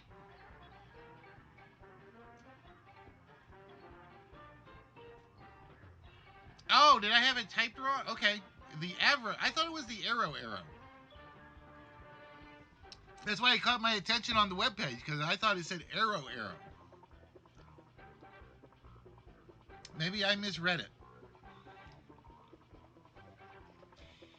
Thanks, Jay. I appreciate that. Like I said, this is one of those I'm proud. This, other than the fact I'm not using the left-hand side of the dartboard, even though I can, because officially I got 6 people. I could put everybody's scores in here. It just feels like this is the game that I've done that has fit perfectly so far. All right, the correct answer, ladies and gentlemen. And we got another antisocial, because everybody went with Hedy Lamarr or Gail Sonnegan or Donna Drake. The ex-Miss New Orleanian star was Dorothy Lamour. She was in Road to Rio, Road to Hong Kong, Road to Utopia. She basically was the third partner of Bing and Bob in their Road 2 movie series. It was Dorothy Lamour. All right, guys. We still have 4 bullseyes left. That's what we are aiming for. And we throw the dart. And it's back to spiders for 10. Other than black, name the other 2 colors found in the names of widow spiders in the United States. Other than black, there are 2 other colors found in the names of widow spiders in the United States. We have the brown and yellow widows, the blue and silver widows, the brown and red widows, or the red and gold widows. And the timer starts.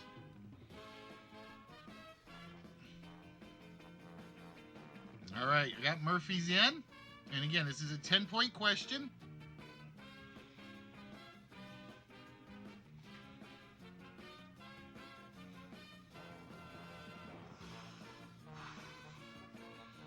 And like I said, so the maximum number of questions in the game is 40. Because it could happen that the last question is the bullseye question. I hope not, because I will be honest, I like to use anything after the last bullseye as my tiebreaker. But the computer can be very finicky at times. Because I did a test one day and it's just next question, next question, next question, next question. And I could not get it to do the last bullseye until the very last question.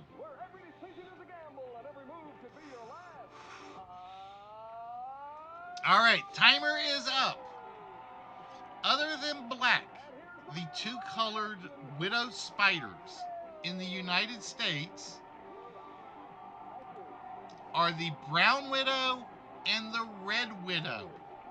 So with that, we give 10 points to Fire Bubble, 10 points to Guapo, 10 points to Kegler, and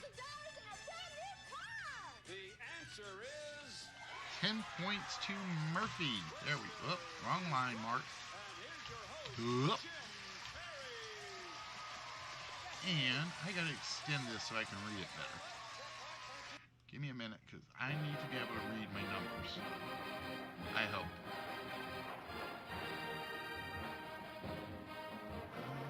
What did I just do there? There we go. Okay. So that's 8:45 for Kegler. It's 6:45.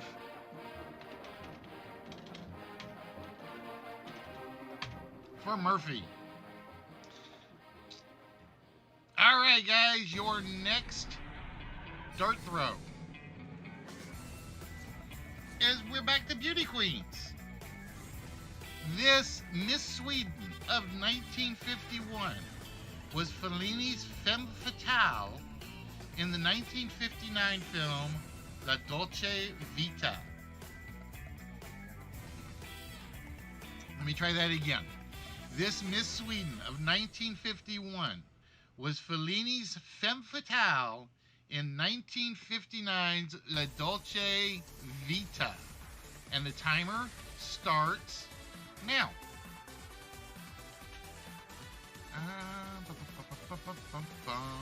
Oh, I can't do whispers from here.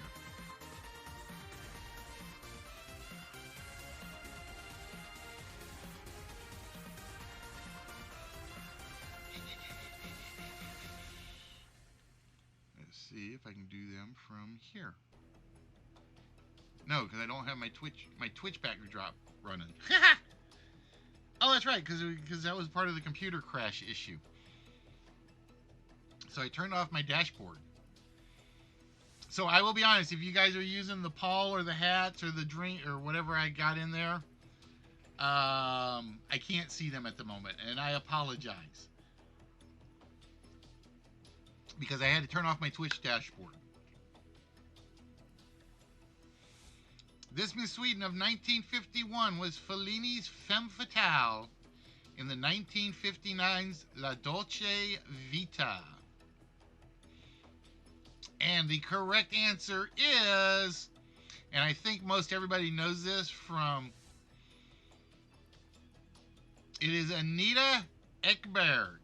A lot of people went with Ingrid Bergman.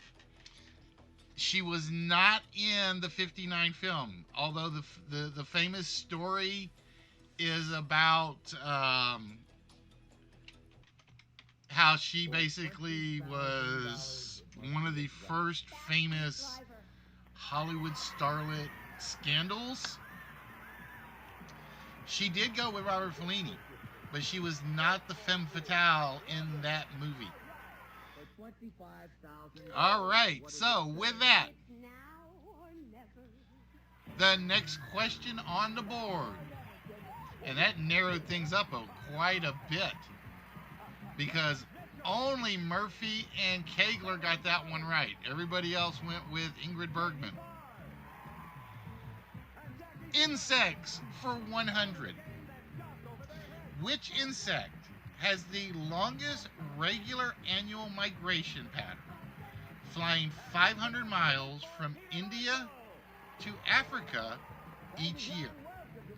Which insect has the longest regular annual migration pattern, flying 500 miles from India to Africa each year? And the timer starts now.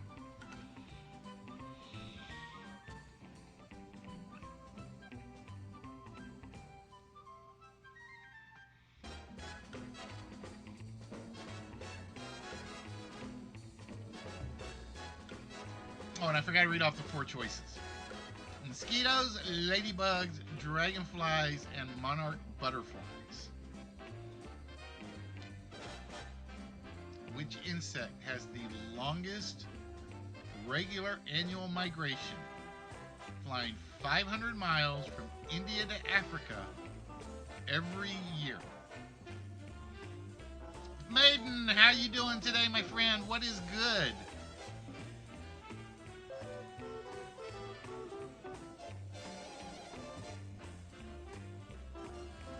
Six, 5, 4, 3, 2, 1, and time is up.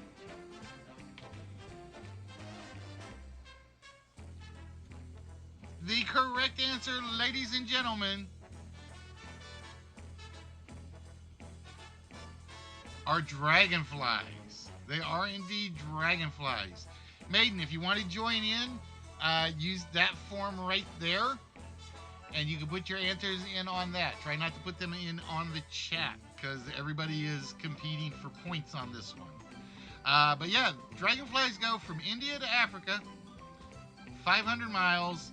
It is from the coast of India to Madagascar, I think. I'll have to look it up. But yeah, they do an annual migration. Who knew? All right. So with that, ladies and gentlemen, we had another antisocial. Everybody went with monarch butterflies on that one. I think it's way too warm for India and Africa for monarch butterflies. I think, but that's my guess. I don't know. I think that was one I just threw in. I think the others are like, no, I threw in ladybugs. So monarchs had to have a decent migration. I just don't remember what migration. All right, the next dart throw is sitcoms for 25. This show was the first attempt at running a family-oriented sitcom. This show was the first attempt at running a family-oriented sitcom. Was it The Adventures of Ozzie and Harriet? Was it I Love Lucy? Was it Leave It to Beaver? Or was it Make Room for Daddy?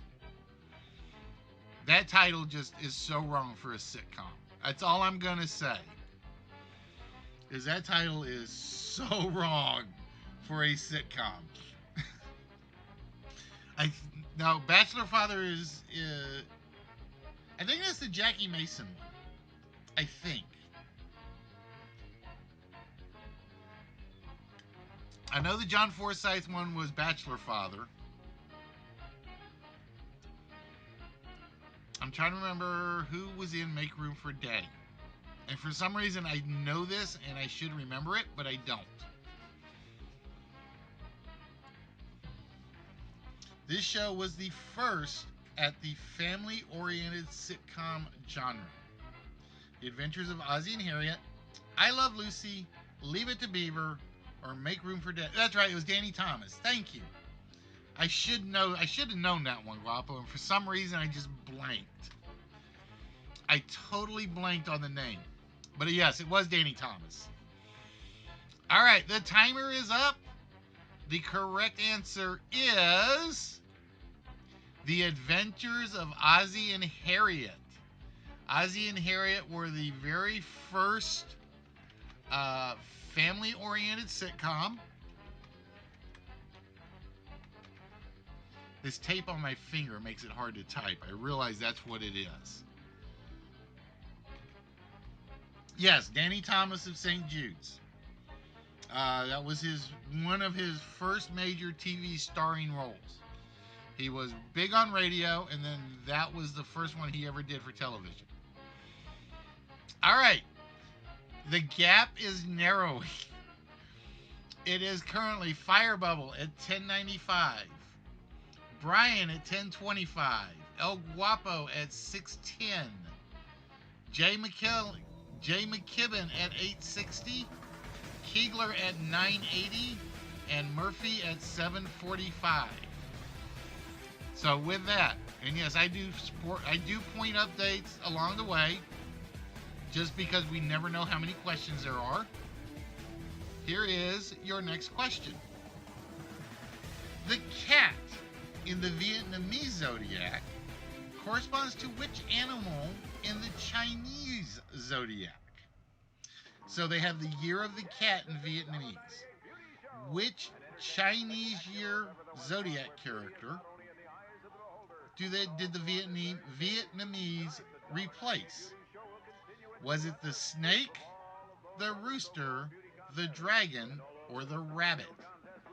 The cat in the Vietnamese zodiac corresponds to which animal in the Chinese zodiac? And I don't know. This is one where I wish I had the box in front of me just so I could know it. but I don't remember, and I'm playing along right along with you guys on this one. The cat in the Vietnamese zodiac corresponds to which animal's position in the Chinese zodiac? And for those of you that are aware, they do it by year of the blank. I think I'm year of the rooster, if I remember rightly. If I remember rightly, I'm year of the rooster. I think my wife is year of the rabbit.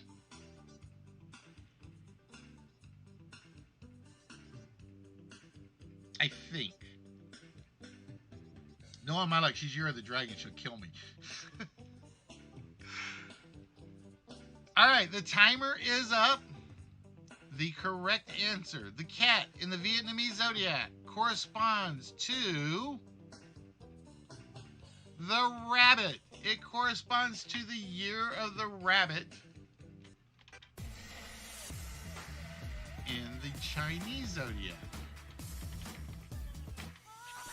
And let's get the points updated there and there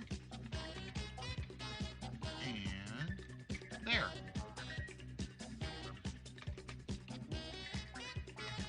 You were born in the year of the rabbit? Let's see, 87.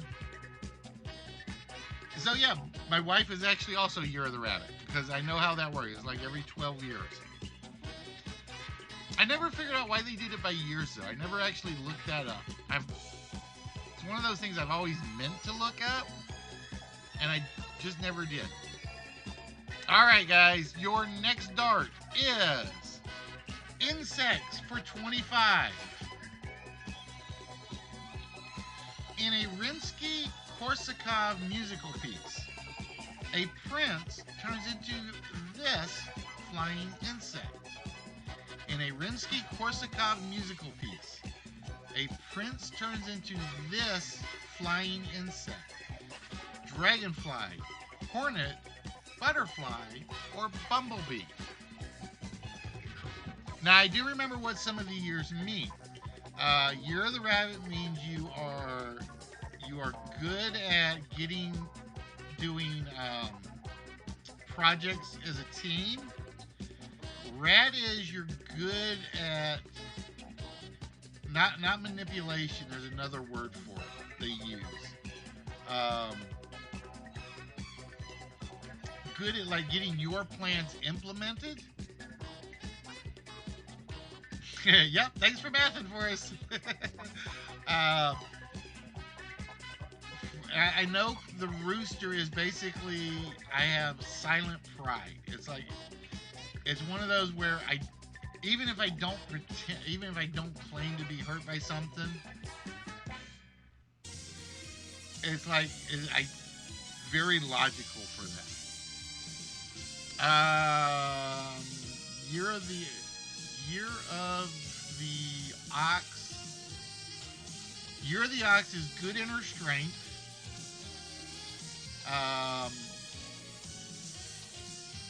Dog is loyalty, and I don't remember a couple of others off the top of my head. Horse is will. That much I do remember. All right, so we have our timer is up, and the correct answer is in the Rimsky-Korsakov musical piece, a prince turns into the bumblebee. That's where Flight of the Bumblebees came from. And for 25 points, we go here, there, 1055, and 820 for Murphy. Now I see why LK is constantly typing in his when he's streaming, because this is the first time I've ever actually completely worked with a form.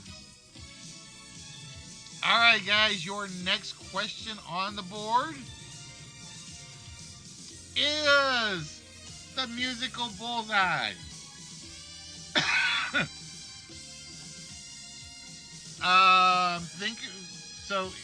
So basically, for instance, Brian said 1987. So if you're number is like 12 off of that, you're the rabbit. So on and so forth. 90 is the horse. I'm trying to think of the 90s. Wait a minute. I can't do the math in my head. I can't do the math in my head. All right. In what 1955 musical would we hear the song "Oh What a Beautiful Morning"? And like I said, my running joke is my wife sings this one to me off key intentionally to wake me up.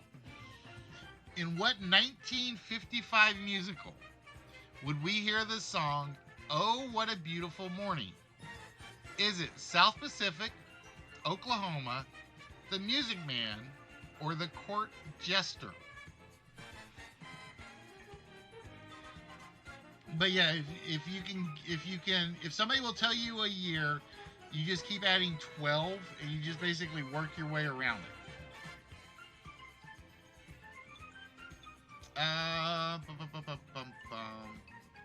Is the dog in the Chinese calendar? I know the turtle is, the horse is, the ox, the rabbit, the dragon, the rooster. I'd assume the dog has got to be in there. I would assume the dog has to be in there.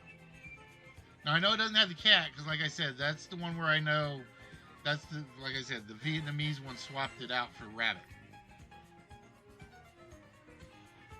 That's why I used to love going to those I used to love going to Chinese restaurants because they would have the placemats would you're a cancer dog.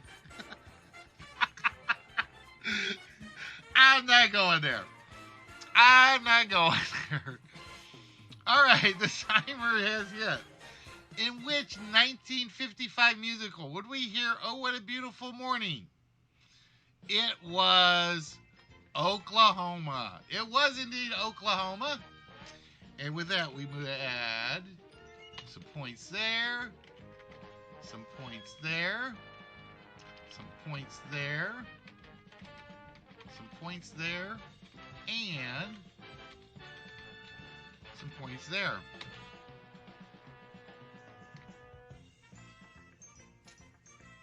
Musicals are your favorite? I've got more.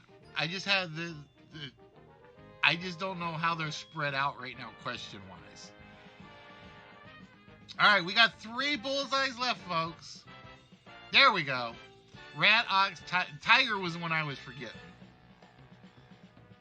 Tiger was the one I was forgetting. I knew there was a big one in there. So basically what you do is you take that, and if you were born before that, you subtract 12, and whatever year number you fall in, that's your year animal. All right. It is musicals again, this time for 25 points. From what musical is the song "Hello, Young Lovers"? From what musical is the song "Hello, Young Lovers"? Is it The King and I, South Pacific, Family Circus, or Jesus Christ Superstar? Now, see, I will admit, Fire Bubble, whenever LK did the trivia bingo and the musical ones came up, I panicked because I know very little about musicals. I know like the top end stuff like that most people know. But I got lucky. It was like every musical question he did was the musical not from this musical one. And I was able to like work those out. If he were ever to do just a straight musical category, I would be screwed. I would be totally screwed. Because again, like I said, my joy is rock and roll, 50s, 60s. And I loved watching musicals, but I didn't get into them. It's like I do better at Broadway than I do musicals.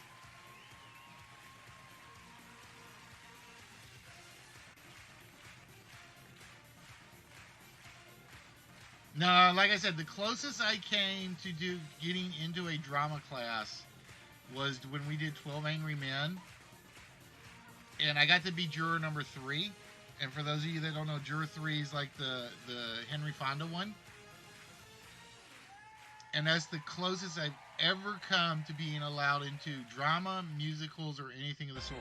Plus, I can't carry a tune in a bucket, so with the lid on it, tied down by a gold brick. All right, so the question was, from what musical is Hello, Young Lovers? And we are across the board on this one. The correct answer is The King and I. That is the only musical that song is from. And believe it or not, only Firebubble got that one right. Only Firebubble got The King and I. I play a marginal... Well, I got my church mad at me one year. Okay, I'm a kid, and the only instrument I knew how to play was a recorder, and I did not play it very well. Somehow I convinced the priest, the pastor, to let me sit with my mom, who played the piano, and play the recorder while she's playing the hymns on the piano. And it was like, you could just... And like I said, I was a kid. And it was... You could just feel the cringe. I was expecting him to come up and say, please don't do this again. But he never actually did. All right, the next question is, better known as, for 10 points, a secret study titled History of the U.S. Decision-Making Process on Vietnam Policy was better known as, was it the Pentagon Papers, the McCarthy Report, Operation Menu, or War Powers Resolution? A secret study titled History of the U.S. Decision-Making Process on Vietnam Policy was better known as the Pentagon Papers, the McCarthy Report, Operation Menu, or the War Powers Resolution.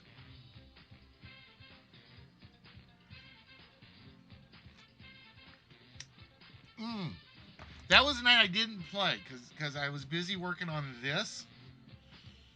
And I heard the word kazoo come up, and I died laughing. I'm like, he took the Z and the double vowels and threw them all together. And I'm like, who do we blame for this one? That was my question, was who did we blame for that one?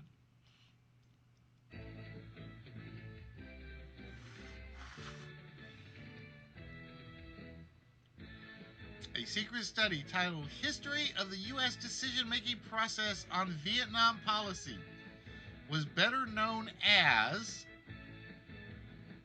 He tried to blame Debo, which means if he tried to blame Debo, it was LK's fault.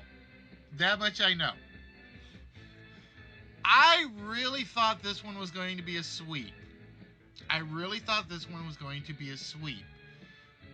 The history of the U.S. decision-making process on Vietnam policy were the Pentagon Papers. And ironically, only El Guapo got that one right. Only El Guapo got the Pentagon Papers. I thought that one was going to be a sweep. But that's just probably because I'm older. I figured everybody knew that one. But yeah, I want to say they got released in Clinton's second term, I think. Politics. I am too, Guapo. I just don't do it on air because I know better. All right, the next dart, ladies and gentlemen. Gemstones for 100. What is the alternate birthstone for the month of May? Told you guys there's a primary and an alternate for every month of the year. We need to know what the alternate birthstone is for the month of May. If you guys remember, the original was emerald. Is the alternate sardonyx, chrysoprase, I think I said that one right, jade, or alexandrite? sardonyx, chrysoprase, jade, or alexandrite?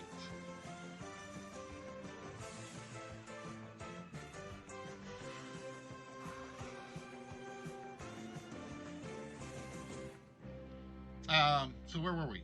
Yeah, he tried to blame Debo. Like I said, whenever he blames Debo or blames his guest, it's on him. We kind of learned that one from LK. So the only person I can blame is Bubbles, but she's upstairs. She doesn't do the studio thing. So we are looking for the alternate birthstone for the month of May. So again, the original is emerald. What's the alternate? And we are down to 12 seconds on this one. And again, guys, if you are watching and want to participate, this is an open change. Oh, yeah. It's something I say in English normally. There's the bullseye form. And the timer is up on this one. Wow, everybody, it was one of two. It was either jade or alexandrite. And it was chrysoprase. Praise. The one I can't pronounce. The chrysoprase is the alternate birthstone for the month of May. And we have our third antisocial tonight. Ouch. I don't know whether I should be happy that we've only had 3 out of the question set, or if I should be upset that I have 3 out of the question set. I have for a bit. How long are you be live? Well, what we're going to do is we're going to do this. We're going to finish this one. I'm going to take a break, Murphy. Actually, I may not even take a break. I don't know. Yeah, it's not even a sentence. Oh, trust me. I have another friend, Fire Bubble, that basically does the same thing. And we just kind of have to decipher what comes out. I'm learning Murphyisms. But yeah, this is a long night tonight, Murphy. So if you guys want to take a break, take a break. I will be here for a while tonight because, like I said, I haven't done a long stream in forever. So I'm hoping I've still got the groove for a long one. All right, guys, your next dart is bullseye. So we are down to 2 bullseyes left. And this one is for beauty queens. Name the singer who was involved with 1972's Miss Tennessee Linda Thompson while he and his wife were divorcing. Name the singer who was involved with 1972's Miss Tennessee Linda Thompson while he and his wife were divorcing. Was it Willie Nelson, Hank Williams, Elvis Presley, or Johnny Cash?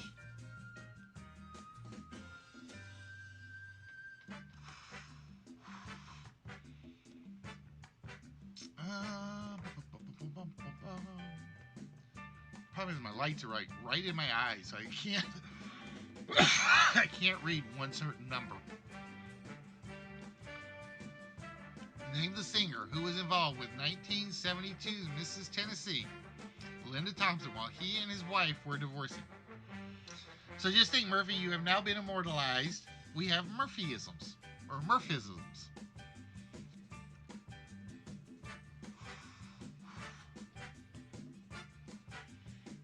The singer who was involved with 72's Miss Tennessee while he was getting a divorce.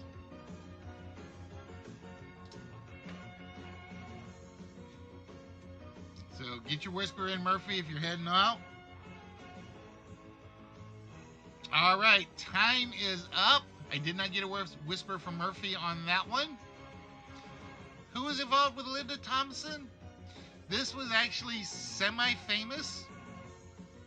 It was Elvis. It was indeed Elvis. It was said, because the funny thing is, I was actually reading up on Lisa Marie for something else, and she said she didn't even hate him for it. She was like, he was my first love, he was my true love, It just didn't work out, but I will still always love him. It was like, it was pretty, her story is pretty damn amazing from what I read. All right, guys. Then, yeah, it was a she was 14 when they started going out. Either she just turned 14 or she was just turning 15.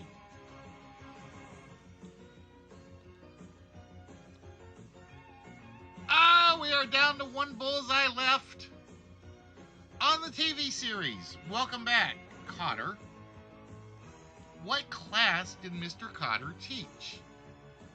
On the TV series Welcome Back, Cotter, what class did Mr. Cotter teach? Was it English, math, biology, or history? On the TV series Welcome Back, Cotter, what class did Mr. Cotter teach?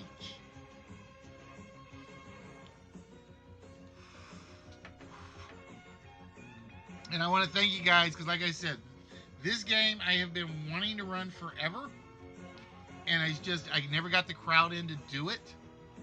And we've actually gone through this fairly well, and I love how smooth it's run. I love how smooth this one has run so far tonight. It hasn't broken, which is my favorite thing, other than my timer is not auto-starting. But I can live with that. It auto-started on the first question, and it's the only one it auto-started on.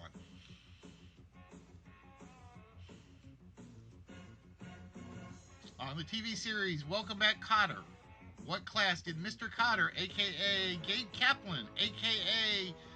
Poker Stars announcer, teach? All right, time is up.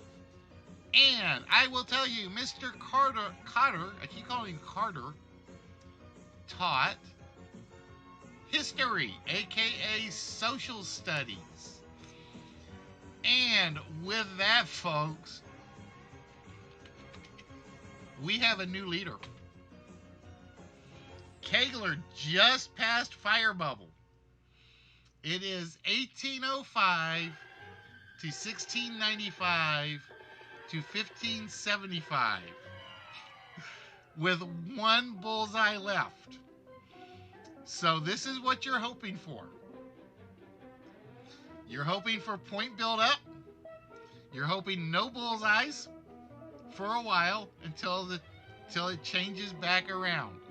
Yeah, I put histories officially. I think it is. He taught social studies, but I figured history was close enough to make it legitimate of an answer. All right, guys, the next question on the board. Musicals for 100. Fire Bubble's like, yes. From what stage musical is the hillbilly song Feudin' and Fightin'? From what stage musical is the hillbilly song Feudin' and Fightin'? Is it from Laughing Room Only, Mexican Hayride, Follow the Girls, or Bloomer Girl? And I'll give you, I'll say it after the question. I'll say it after the question.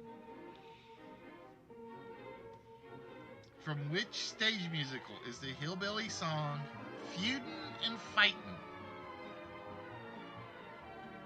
Ironically, we have not cleaned out any one category yet. Which means I got to move all these questions to new categories so I can shuffle them around.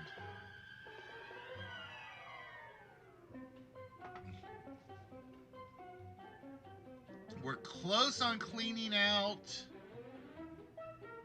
one. And that's it, just one. I'm trying to figure out which one we haven't really touched. I think Better Known As. Listen, we've had a bullseye for Better Known As. And 110 point, I think that's it. So the Better Known As category is not getting hit. All right, the correct answer From which stage musical is the hillbilly song Feudin' and Fightin'? Is from Laughing Room Only. Is from Laughing Room Only. I don't even know if Mexican Hayride is a musical. I put that one in there because I was watching an Abbott and Costello Mexican Hayride comic strip.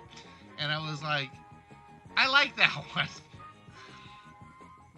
There's an Abbott and Costello show where they went with Mexican Hayride, and that's the actual name of it. And that is the only reason I put Mexican Hayride in there. There may be one, I don't know. So we've had 4 antisocials tonight. All right, the next dart. Better known as, what is the cuboid bone better known as?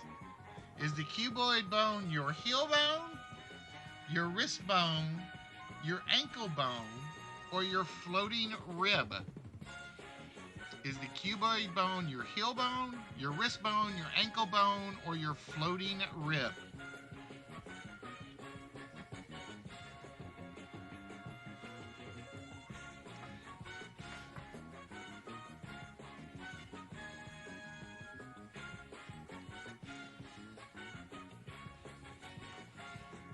So the one we're waiting for is the insect's bullseye. When the insect bullseye comes up, that is officially the last question of the game, unless there's a tie break. If there is a tie break, then it is basically in chat, first correct answer for whomever is in the lead.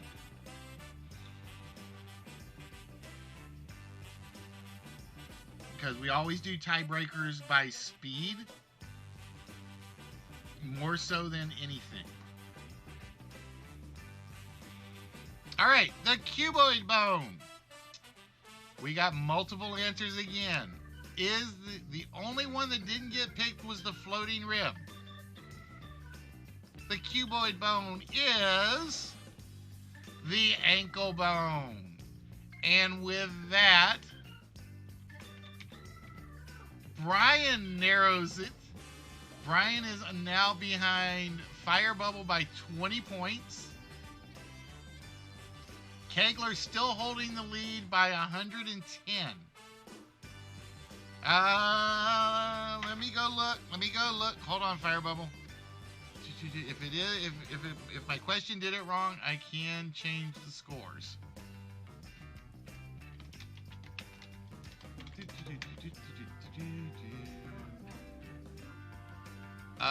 The cuboid is one of 7 tarsal bones located on the outer side of the foot. This bone is cube-shaped and connects the foot and the ankle. It provides greater stability to the foot. Let's see, cuboid bone wrist.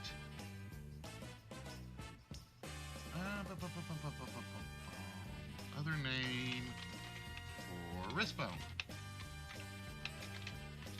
No, trust me, I have screwed up questions before. You're thinking of the carpals. No, the heel bone has a totally different name. That much I do know.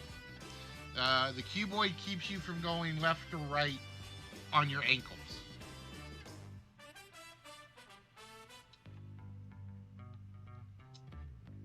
Calcaneus is the heel. Yeah, that sounds right, I think.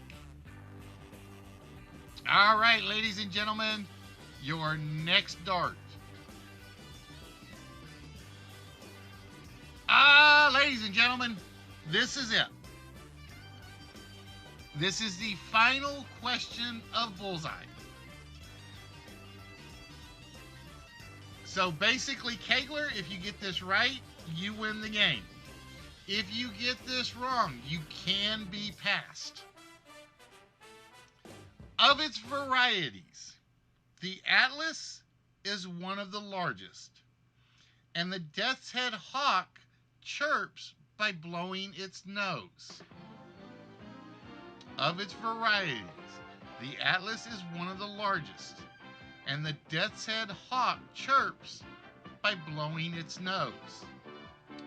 Is this a mosquito, a grasshopper, a worm, or a moth? So with that, ladies and gentlemen, the timer starts now. This is, ladies and gentlemen, the final question of the game. Of its varieties, the atlas is one of the largest. The death head hawk chirps by blowing its nose. Is it a mosquito, a grasshopper, a worm, or a moth? 30 seconds left.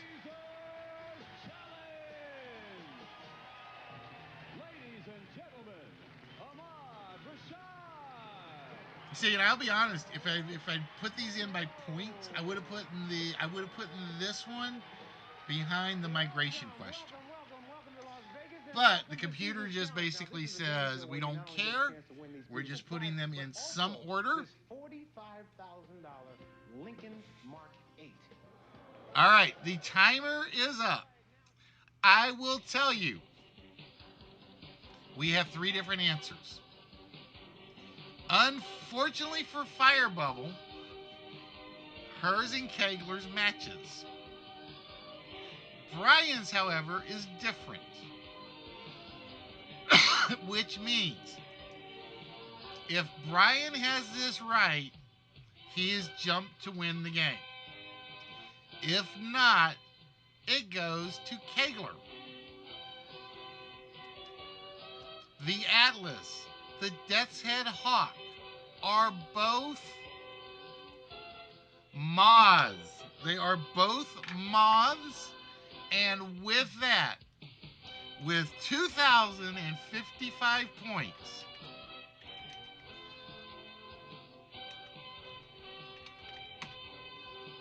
just beating Fire Bubble by, wow, 105. You knew yours was right.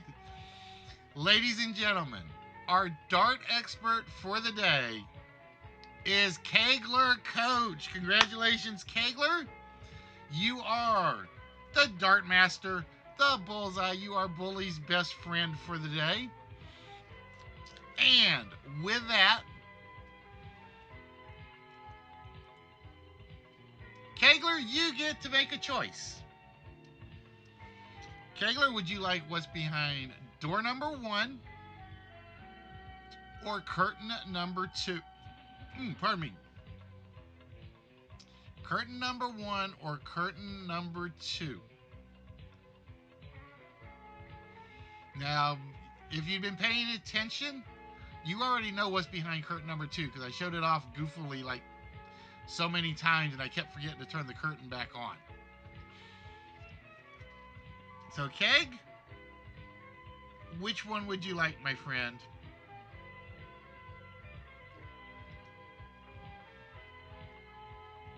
Curtain number 1 it is. And behind curtain number 1, just for you, Kegler, from the Pirates of the Caribbean, from McFarlane Toys, you are now the proud owner of one Miss Elizabeth Swan. That is the Elizabeth Swan piece.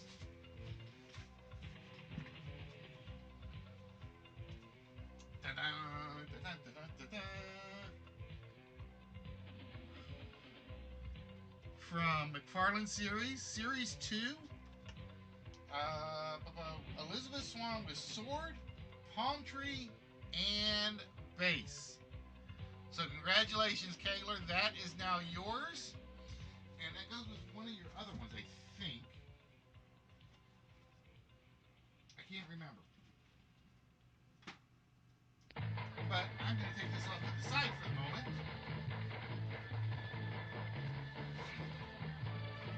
Just so I know where it's at. But yep, she got her own private palm tree. Ah, there we go. That camera never does me any good for showing off prizes. All right, so what I'm gonna do, pin Kegler is right there. Hey Murphy, welcome back. You just missed it, man. We just gave out the bullseye prize. We just gave out the bullseye prize. All right, so with that, I am going to close curtain number 1. Or try to close curtain number 1. I'm going to reset my camera.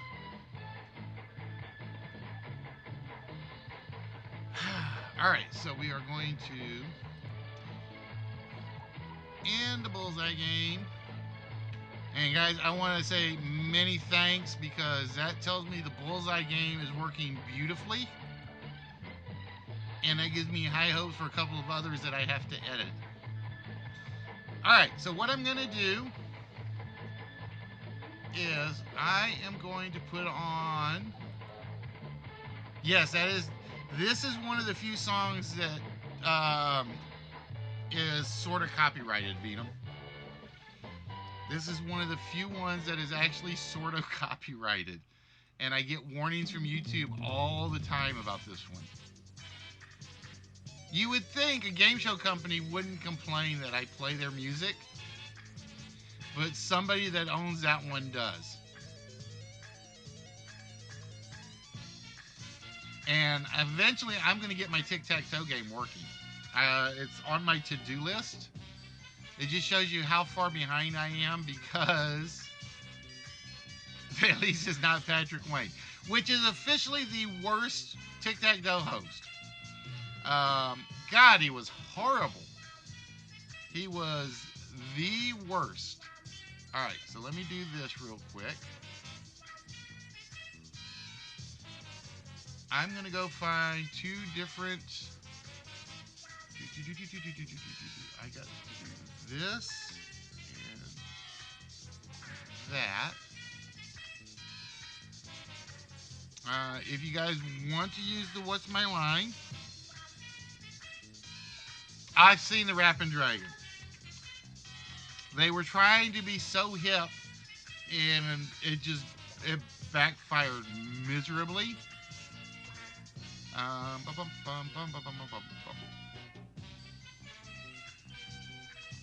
So give me a minute to get some prizes moved around, and I will be right back. Go. There we go. All right, so I gotta go put Guapo's with his, because I know where his goes.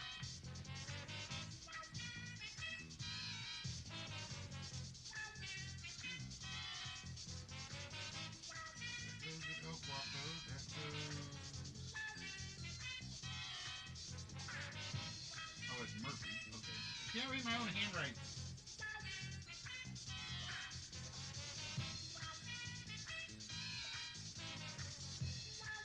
And I'm going to take Kegler's and put it where it's definitely safe from the cat.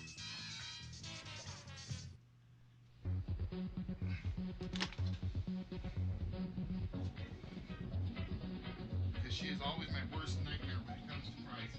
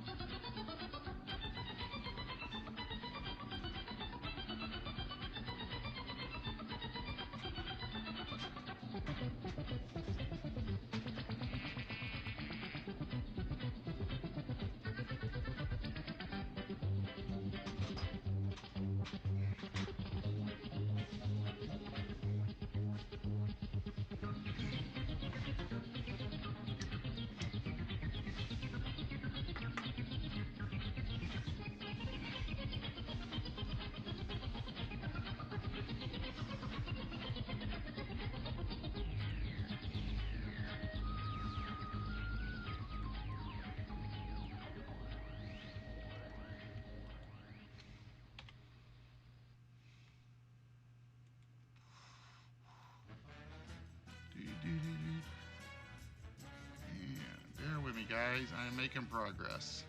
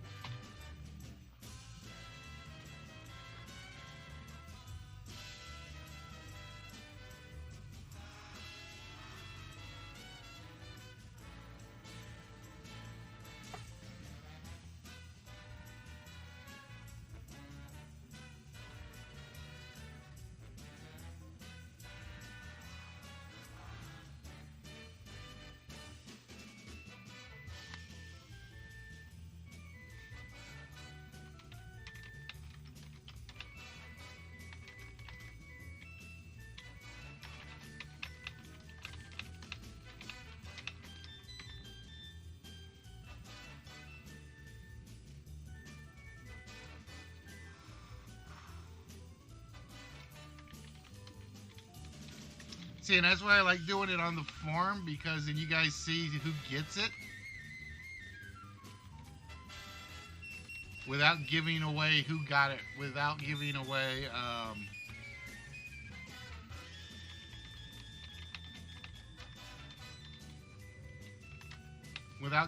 the answer.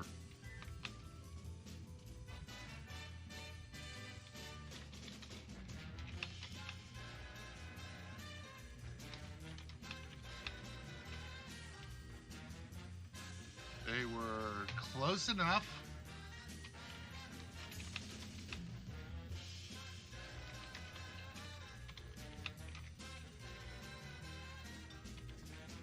And I'm giving full credit to both Brian and Jay McKibben on that one.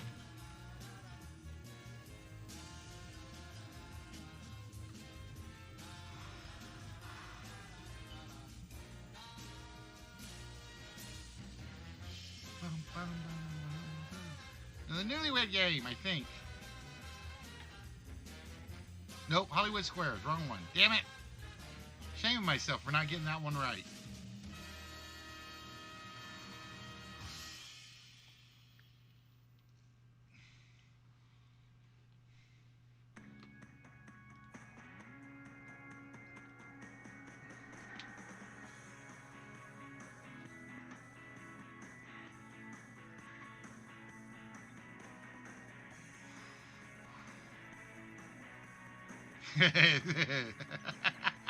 Avoid the instant karma. It tastes terrible.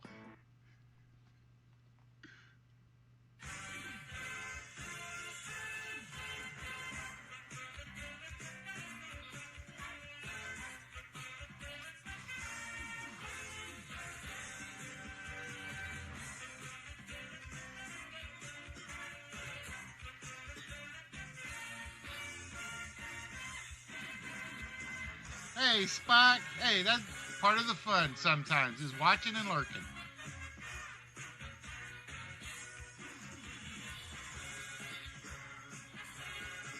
And we haven't gotten a four-letter word, have we? No. Okay, nope, have not gotten a four-letter word one yet.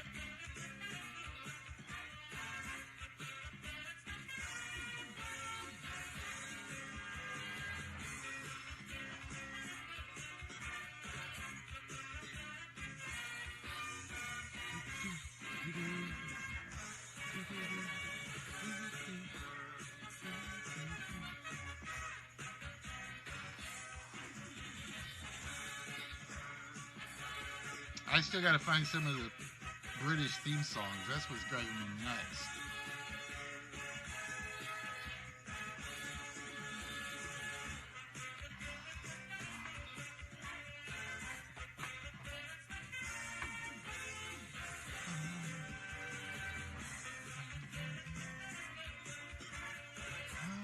Let me look at something really quick so you guys don't see this.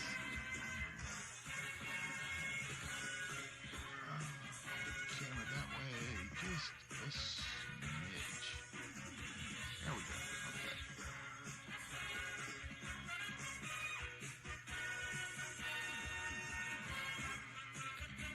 I have Mr. Blobby. was, ladies and gentlemen,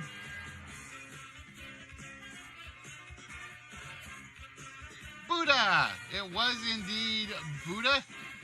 But because you put Siddhartha in early Guapo, I'm going to let that stand. But that is a photograph of a statue of Buddha outside of Calcutta, I think.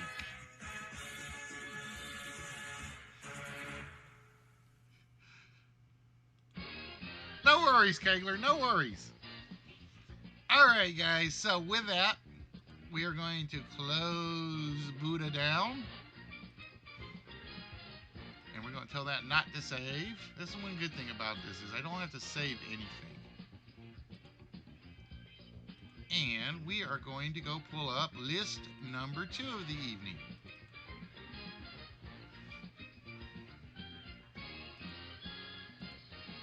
I got to figure out why it keeps changing over to my 4-letter word when I don't want it to. Oh, that's right. I owe somebody on chat points because I did see that. I owe Kegler some points. No, it works both ways, Kegler. You can say it in chat. If you're the first one to say it in chat, I won't recognize it.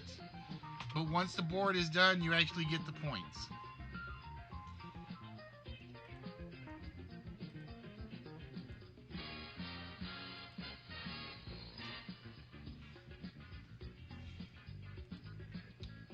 No, that's one of the few ones where if you say it in chat, it's like, okay, it's a valid answer, and I will count it, but I don't recognize it. I won't respond to any of the chat guesses on those.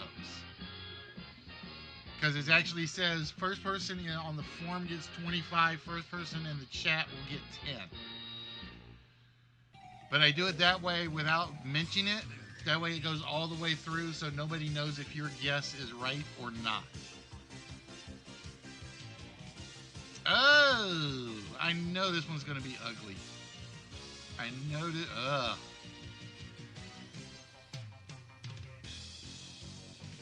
Well, it's not as bad as I thought it was. All right. So, ladies and gentlemen, it is time for list number 2. And list number 2 consists of road phrases. These are phrases that contain the word road in them, such as Rocky Road would be a good example. Make sure when you put your guess in chat, you include the word road or it won't count. So with that, we are going to start the list at 30 minutes. And we are going to see what happens. Road trip, road warrior, road work, road to nowhere. Back road, main road, roadside, road to nowhere. Hit the road. Hit the road, Jack. Don't you come back no more, no more, no more. On the road again. Roadside assistance, railroad. All valid words, but they're not in our list. I will give you guys one hint to start with. There are only 2 two-word phrases. There are only 2 two-word phrases in the entire road list. Goodbye, yellow brick road. Broken road are valid. Road less traveled. Oh, wait a minute. That means I got to give Venom number 3 because yellow brick road is there. And I need to move my chart over so I can see it and compare it to the chat. There we go. Oh, did Murphy have it first? I saw Goodbye Yellow Brick Road. Oh, I'm sorry, Murphy. All right, yes, you do have it first. So I will fix number 3. I always do that for one list lately. I always do that for, I don't know what it is. But well, Venom, that's the one thing you'll learn about a lot of my regulars around here is if they say somebody else saw it and said it first, they'll admit to it. That's why I love my regulars around here. It's like, yeah, okay, we have a chance to win something, but where's the fun in that if I didn't do it the right way?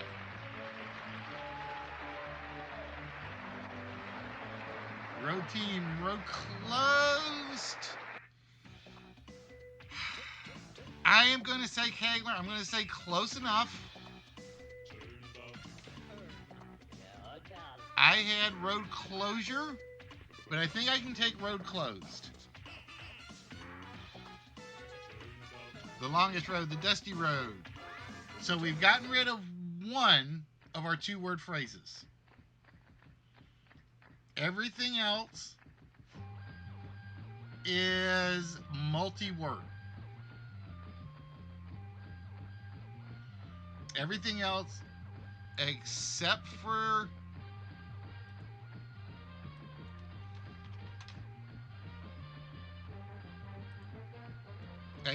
number 9 is a 2-word phrase. Everything else is longer. Everything else is definitely longer. Too bad it isn't Dusty Roads. I still need to put together a wrestling list, and I've been meaning to do it. The catch is like which genre do I go with?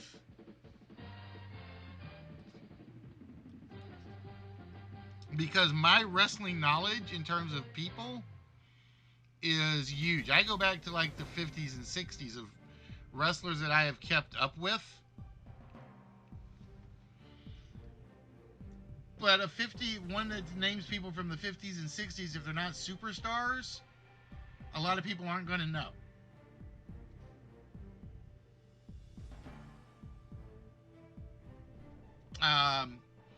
So Hall of Famers, that might be a good start. That might be a good start.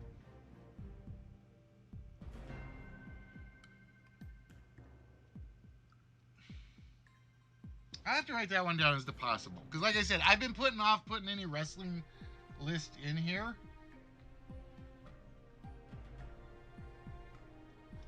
Just because I didn't know where to cut it off at. Now, that's one they need, though, for Take Me Home Country Roads. Drinkity, drinkity, drinkity, drink. Okay. Just because we can. That would be a good one to send to Matt and see where he would want to do his cutoff on for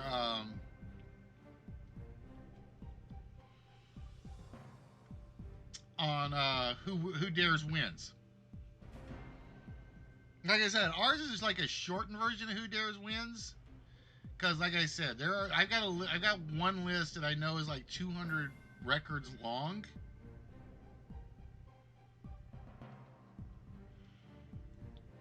But I think it's an actual word list, so it's kind of like I can't cut anything out of it. Tobacco Road, Road to Bali. I will tell you there. No, I can't say that either. Because I've got to think. I gotta think. Let me think.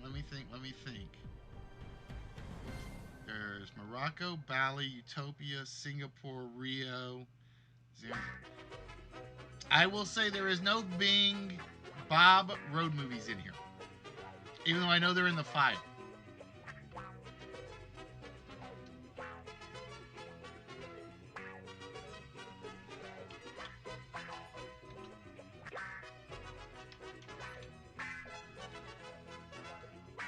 Keep the show on the road or get the show on the road.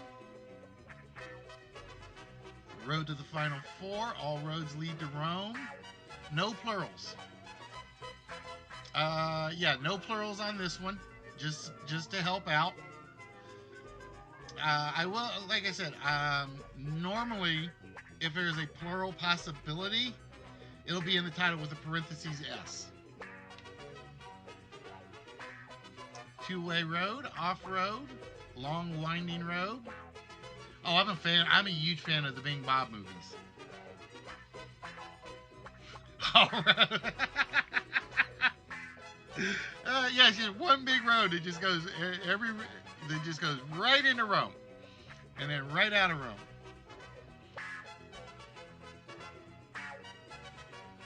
Road Warriors. I will say there is one movie title in here. So I will say there is one movie title. Hey, little French lady, how are you doing today, my love? Every road has its thorn. That would be sung by Roses and Gun.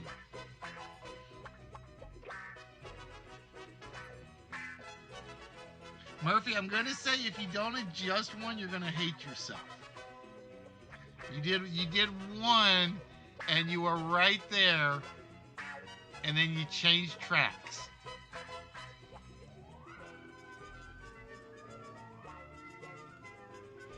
The road to hell is paved with good intentions.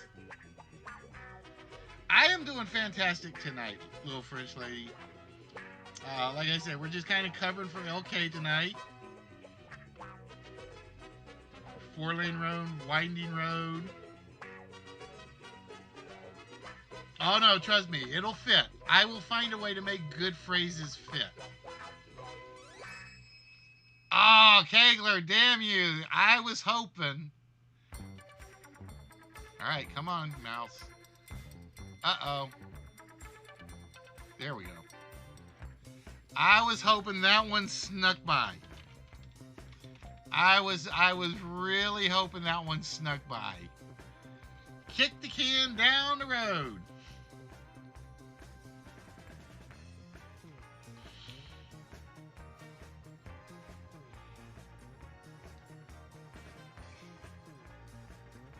I'm gonna make sure I didn't miss one that I could have missed. It looks easy enough. Okay, haven't missed it yet.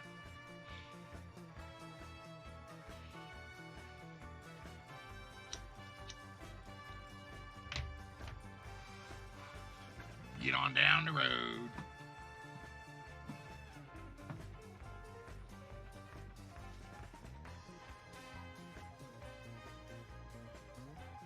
So we still have one really short phrase in here.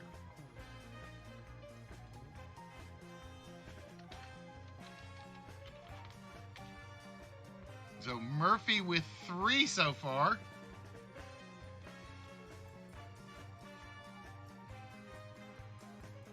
Road apples. I like that roadside assistance one.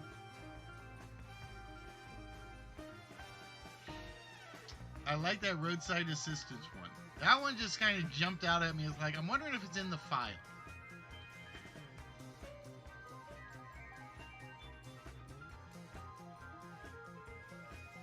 But ladies and gentlemen, for those of you here, welcome to the List Wits Game Show, where we are a throwback to some of your favorite TV game shows. I keep trying to convince Tipster it's not mini games, even though it seems like it. From the 40s up till today, from around the world. We do British, we do Japanese, we've got a French one, a Belgian one, a German one, a Dutch one, a Russian one, English, American, Canadian, and one from South America. If we can find it and we can adapt it, we'll try to adapt it. But yeah, I keep trying to convince Tipster we're not mini games. We're along the same lines as his British colleagues that do the Unity stuff. But I just can't get that into his head at times. It just usually happens that people don't hang around past the list. Roadhead, road trip, roadies. Oh, road race. So again, Murphy was close on one of these,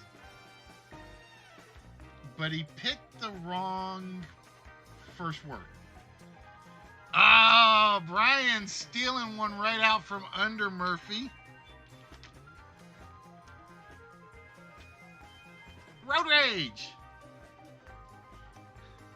You only missed that one by one letter, Murphy. Road Race versus Road Rage.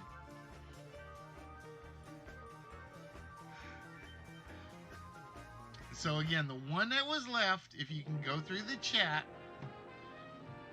go check what Murphy wrote for a couple of answers and change one word in one of his answers.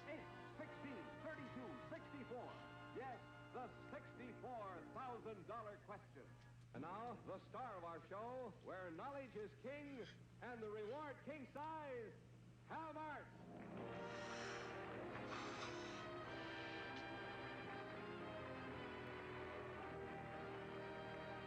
I remember the Marge Simpson Road Rage episode. Vaguely. The Simpsons have kind of all run together for me lately. Baby Doctor. Can you find it? There we go. That's how we play. Kegler's stealing one back. It was a one-way road. It was a one-way road. Murphy had put two-way road, and I couldn't take two-way because it is entirely different. Wasn't there a Road Rage video game? Yes, there was. Sort of like Burnout Paradise. Just, it was a lot more 8-bittier. Is that a word? 8-bittier? It was Simpsons Road Rage. I thought there was one just called Road Rage. As Edgar the Talking Jukebox. All right, so we cleaned house on this one in under 13 minutes. Or is it this one? Or this one? We'll find out. Road Rash. That's yeah, that sounds familiar. All right, so just so I don't confuse myself, we're going to get rid of Murphy's Yellow Brick Road. Ah, Venom. I feel so bad now. Because Murphy has just earned the vault shot.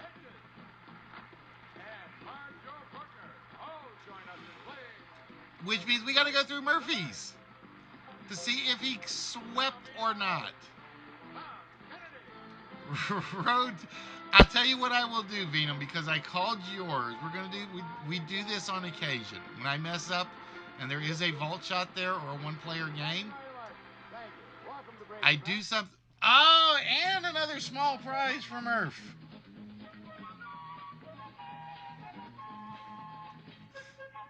Murph on a roll on the list. That means we still have the one-player game. Now, because to be fair, he was honest about it, and this is why I respect honesty, as you guys will see in a second.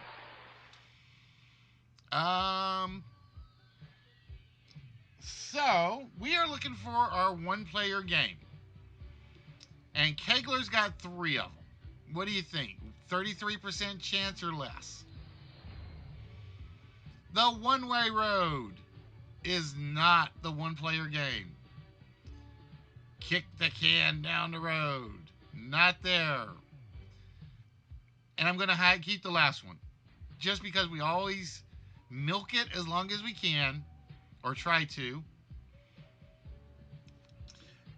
And let's see if Laser Girl's good intentions, they did not pay off. How about King of the Road for Brian? Not there.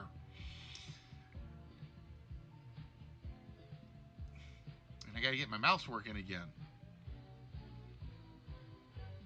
Is Brian going to be filled with road rage? Nope.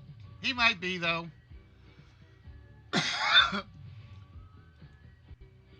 And the one-player game goes to Kegler.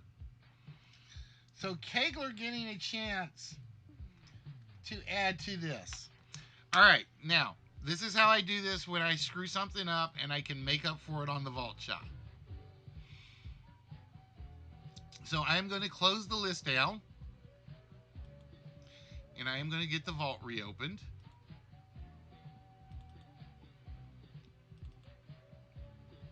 See, when the host makes a mistake, the host has to pay a little.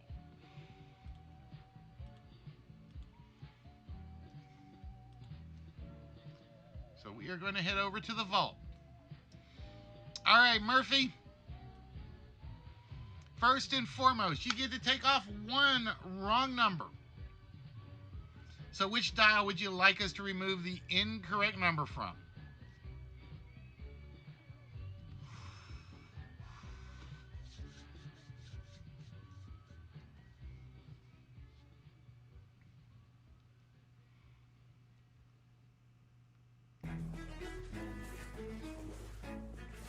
Only connect.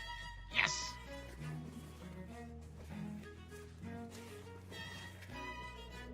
Now, I give you guys an example of how I try to do all games and it doesn't always work. There was a game that the Brits did called Hive Minds.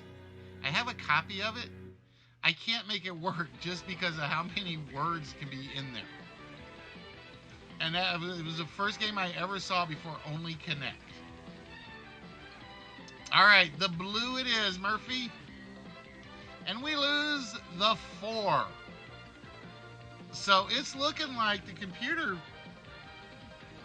basically is saying there's 3 numbers and maybe 1 extra. I actually have a version of Only Connect Venom that I've done. I just don't have enough questions for it. I honestly don't have enough questions for it because they're the hardest ones to write, in my opinion. Because A, you got to find a good series of sequences.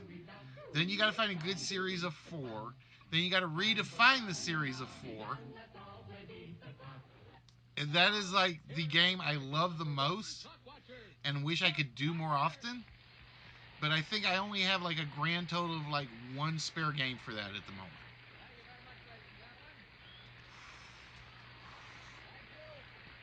All right, Murphy says we are going 9,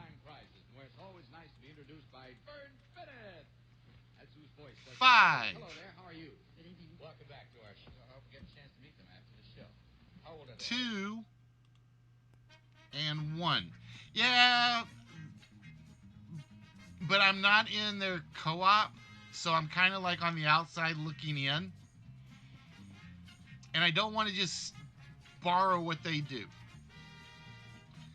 All right, Murphy has entered the vault combination. 9, 5, 2, 1. We lock it in.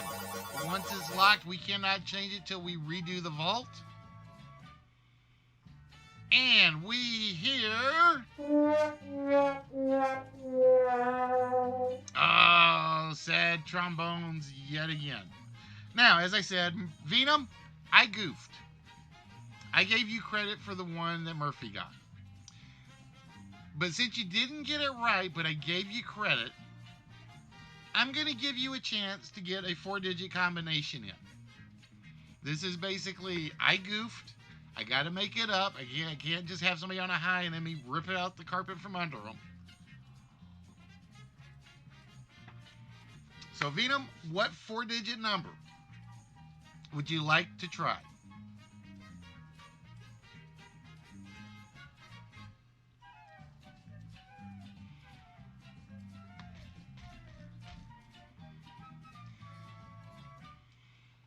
But yeah, it's like, who was it that was on the guest host spot? Not Aaron.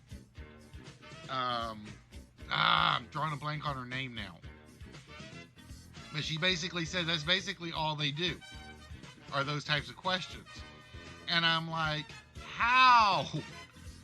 I struggle to do these regularly or even semi-regularly. All right. Venom is going for 6, 1, 2, 9. We lock that in. And we hear... Oh, more sad trombones. Oh, this vault is being mean, ladies and gentlemen. This vault is definitely being mean. All right, so with that, we are going to run one more open game tonight. And we save that so we have it recorded. And I'm going to jump back over to the list. Now, I will say this game can be short. It can be long. It just depends.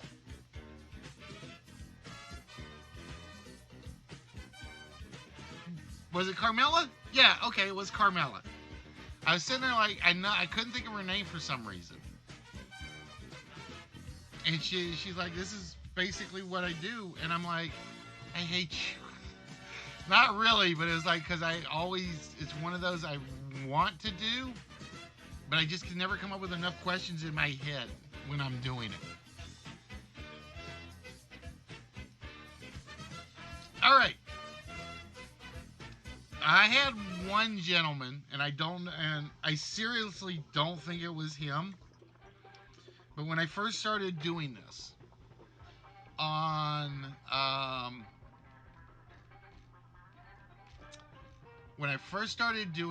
we had a gentleman come in that claimed he was Mark Labat.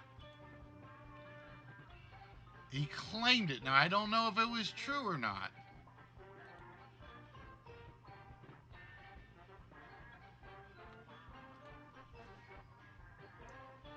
But he wouldn't play. He would watch a lot. If it was him, I was thrilled.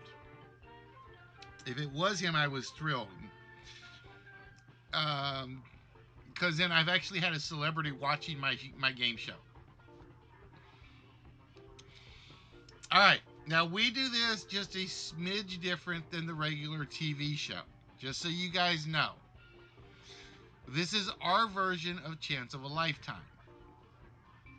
Everybody knows Wheel of Fortune. This game actually predates Shopper's Bargain and Wheel of Fortune. And it did not depend on the luck of a wheel. This game is open to everybody, and it will be in chat. No, we don't give away $1 million, Quaffo. It feels like it with the prizes at times, but no. I will ask you guys a toss-up trivia question. First correct answer in the chat will get to try to guess one letter in our mystery phrase. If the letter's in the phrase, you get one guess at the phrase. Now, I will tell you, the mystery phrase, the way we do it, is always a question or a statement that has a pun to it. Always.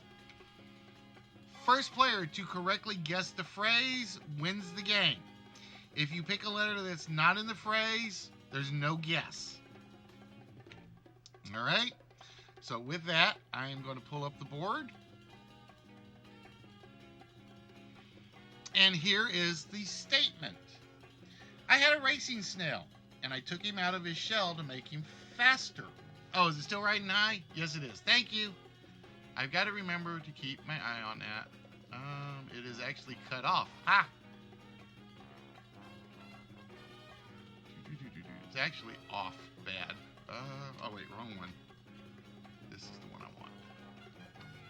And don't worry too much about the letters at the bottom because they don't come into play too much.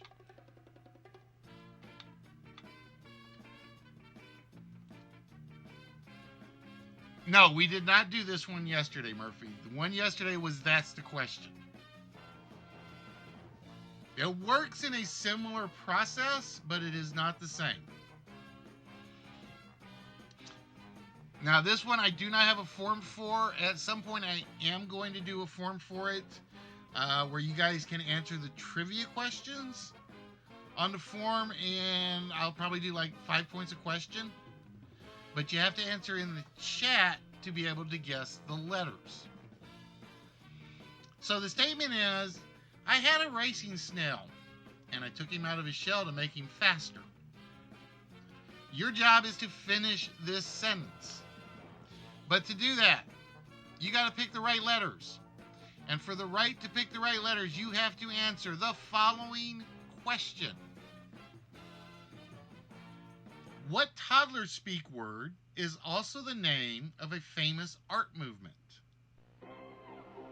What toddler speak word is also the name of a famous art movement? Now, the four choices will come up. You can guess before the four choices. That is up to you. If you miss, you are locked out for the question. You cannot pick another choice.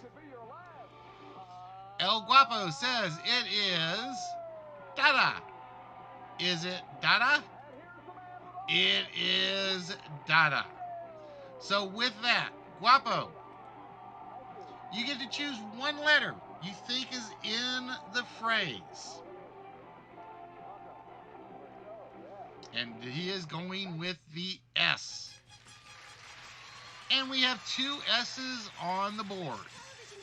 So with that, Guapo, can you finish this statement? And again, you have to be exactly right. I had a racing snail and took off his shell to make him faster.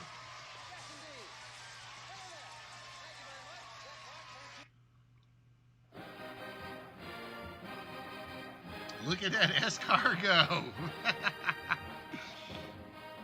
All right, that is not what we are looking for. So with that, we are going to the next question on the board. Which invention is credited to Bai Sheng in the 11th century? Which invention is credited to Bai Sheng in the 11th century? We have the compass, gunpowder, block printing, and pasta. All right. El Guapo said abacus, not there. Kegler said fireworks, not there. Brian says the compass. Is he right? No, it is not the compass. HBK says it's gunpowder. Not right either. Jay McKibben says pasta. No, it is block printing. It is block printing, and because we removed the three wrong ones, the host basically picks one of the wrong letters to come off the board. And just because the host knows it's not there, the host says, let's get rid of the X. All right, so with that, question number 3. What was the second horse in history to run the Kentucky Derby in under 2 minutes? Yep, one of the stingers is gone. The catch is there are more than one stinger, Venum. That's the one thing I do different from this. I'm thinking about adapting it to use the show layout, but I haven't figured out if I want to do that and then rename this show to something original. Jay McKibben says it was charismatic. Is he right? Oh, it was not charismatic. Guapo says it was real quiet. Is he right? It is not. Laser says it's adios. And I will say Brian did get the fourth one in, so I can take it if it is not adios. It is not adios. It is Brian's Monarchos. It is the Monarchos. Was the second horse in history to run the Kentucky Derby in under 2 minutes. All right, Brian. And that's one reason I almost always do multiple choice, because I know some of my questions in these are harder than usual. All right, Brian would like to see the R's. Do we have any R's? We do, Brian. You have one R on the board.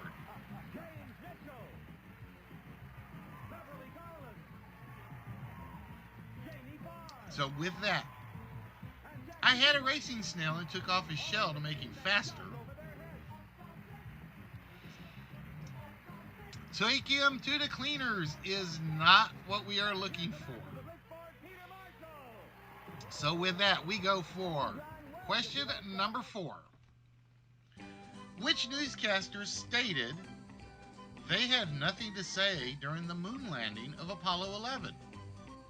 Which newscaster, who was famously silent, stated they had nothing to say during the moon landing of Apollo 11?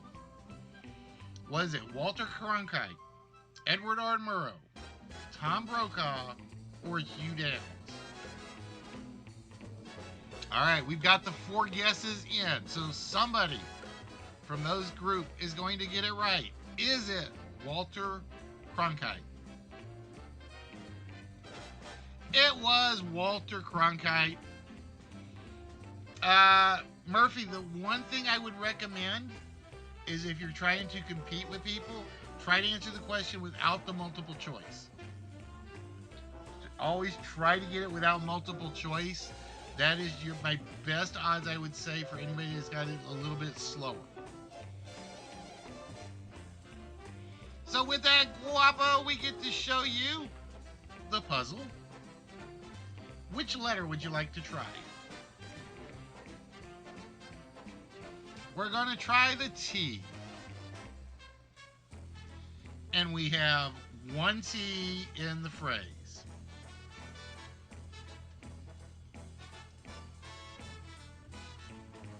I had a racing snail and took off his shell to make him faster.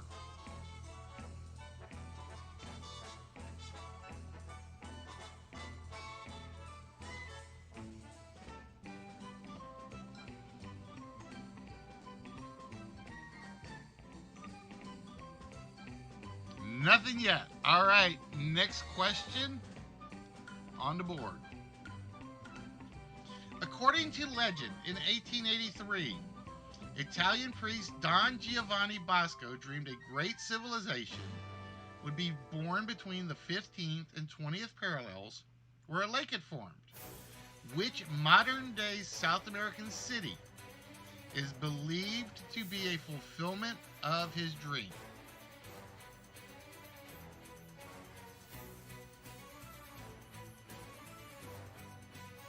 All right, Kegler says Buenos Aires, not on the list, so you're not locked out, Kegler.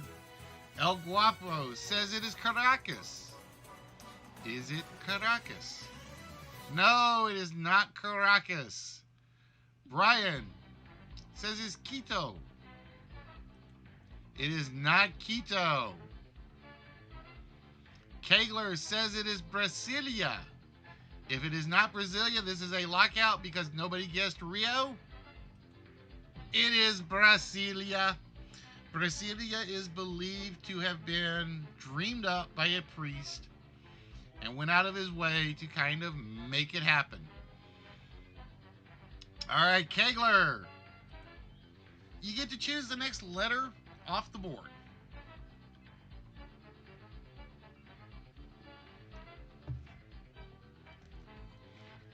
Another hint, Murphy, is if you see they're faster than you, if I haven't gotten through all of them, just go with the 4th choice because you can end up stealing it. Bros actually won. Which one did Bros win? Bros won panel quiz because his computer was running slower. So he'd always just watch the chat, and whatever the first 3 guesses were, he'd take the 4th one. All right, Kegler, is that an L or an I?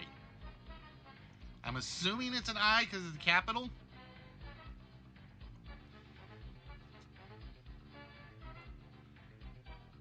But I want to make sure.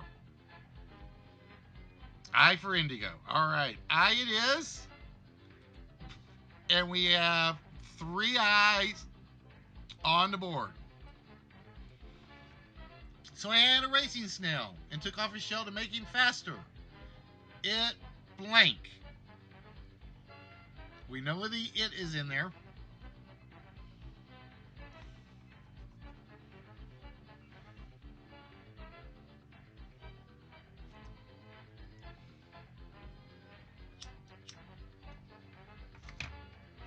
All right, nothing yet. That's fine. That's the way. That's sometimes it clicks, sometimes it doesn't. Your next question, ladies and gentlemen.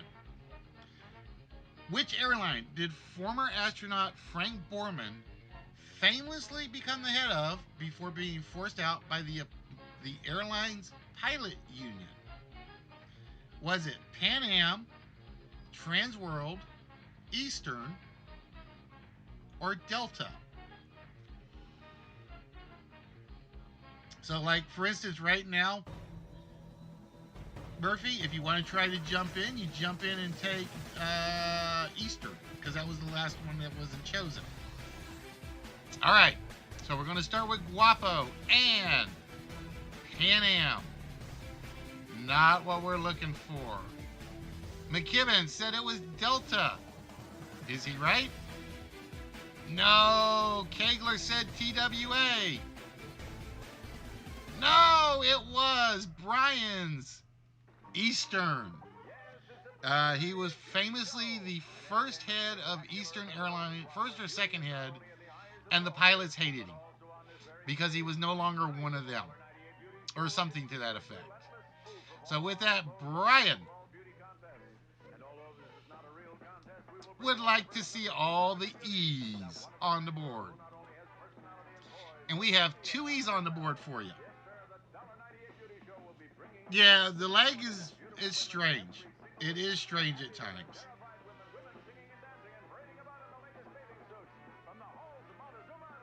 No guess. All right, ladies and gentlemen, your next question. Which country fought with China in the Opium War from 1839 to 1842? Which country fought with China in the Opium War from 1839 to 1842? We have Britain, Japan, Russia, and the last choice is Mongolia. So wait and see who's going to claim Mongolia as a possible answer. We basically get. I need to put a timer up there so somebody can try to claim it, and we'll see what happens. That was what I was. That's what I got to do on this one.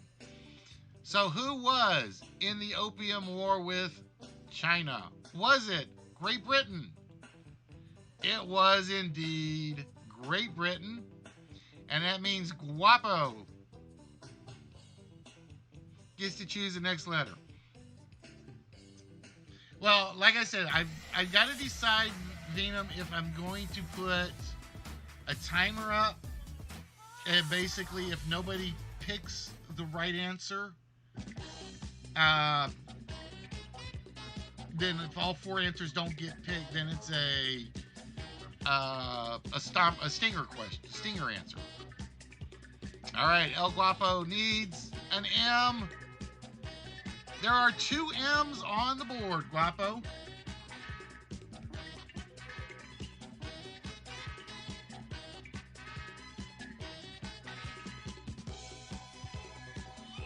Three on the lockout works.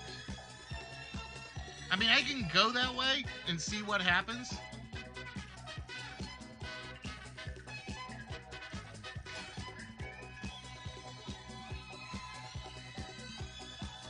Like I said, I actually just finished all the technical stuff on the control panel today. Like I said, while I was watching Tipster. So now I just have to figure out how to fit the timer in.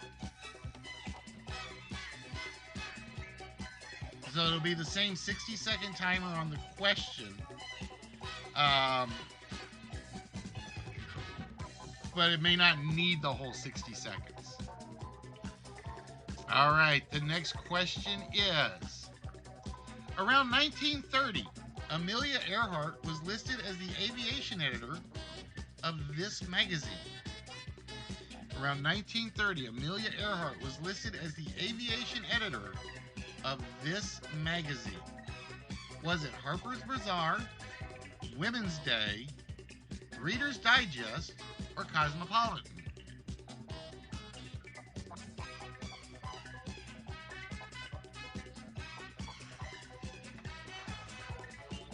Venom says it was Cosmo. Or wait, who came first? Oh, McKibben came first with Reader's Digest. It is not Reader's Digest. Venom says it was Cosmo. It was Cosmopolitan. They just wanted her name, so they made her an aviation editor. They didn't have any aviation stories, other than the occasional one or two. They just wanted her name with their magazine. All right, Venom, which letter would you like?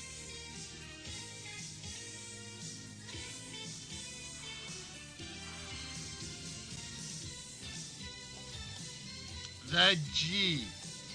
Do we have any G's on the board? We do. Now again, you gotta remember, you gotta get all the words exactly right if you're gonna guess, Venom. I had a racing snail and took off his shell to make him faster. It blank.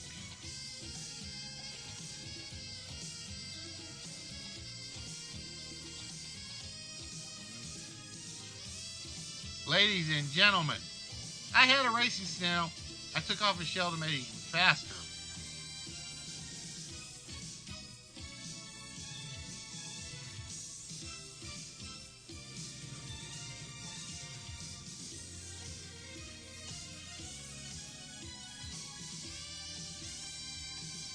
It only made him more sluggish.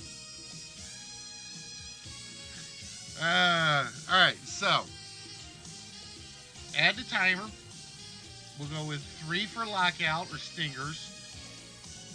And I think that'll work.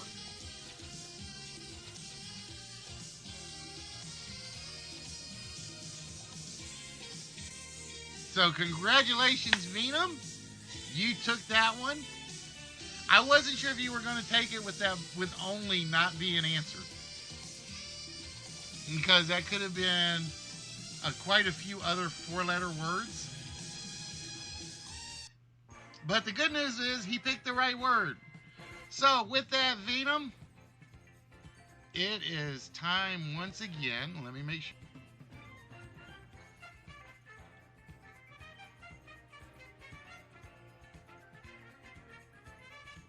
Yep, okay, cameras are good.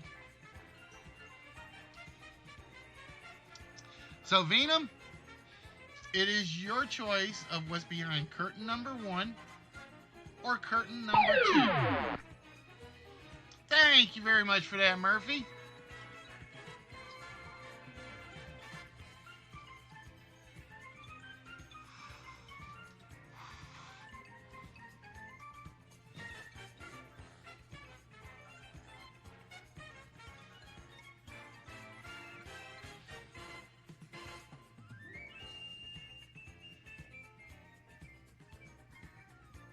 So, Venom, it is your choice between the 2 curtains, and I'm going to end that game. Let's go curtain number 2. All right, let me get this closed out so I don't screw anything up with my PowerPoints. And behind curtain number 2 for Venom. Dun, dun, dun, dun. Oh, I think you'll like this one, Venom. How much are you of a Transformers fan? Because you now own from Hikari Optimus Prime. Optimus Prime Hikari figure is now yours, my friend. Ta-da! Oh wait, there we go. Get him on camera. So that will be going to you.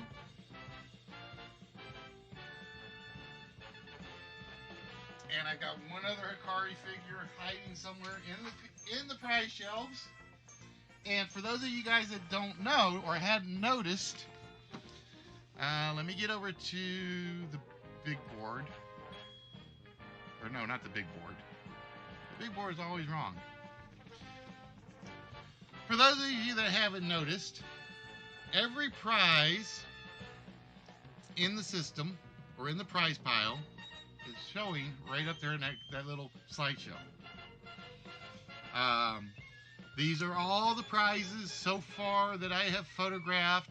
I have a lot more to go. There are currently, not counting the ones we gave away today, there are 327 still in stock. Let's see, one, two. How many have we given away today? I lost count. I know there's a few. But, yep, Venom, that is going to you, my friend. God, I hate green screen when I'm trying to show stuff off. So, I am going to take my sheet, tear a piece off.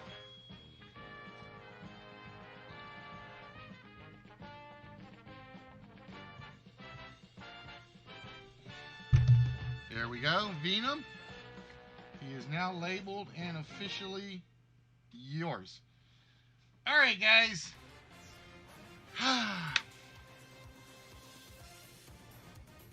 Can I send you a... Wait, what does that say? Can you send me a picture of that number 3 to my... Can you please send me a picture of that number 3 to my PlayStation 4 Messenger? Wait, picture of number 3? You lost me, HBK. You lost me on that one. Alright, guys, it is now 7:15. Like I said, normally... Oh, Earnhardt, yeah. Send you a picture of the Earnhardt thing. Yes. Let me think. Do I have it?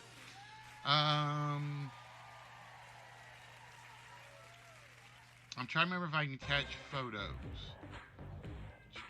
You are on the Discord, right, HBK, still?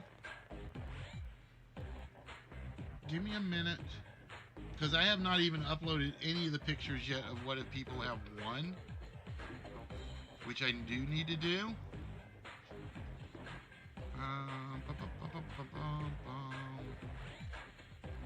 Give me a minute, HBK, and...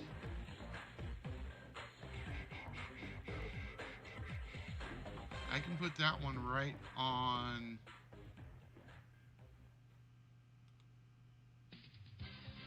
Because I have not labeled it yet.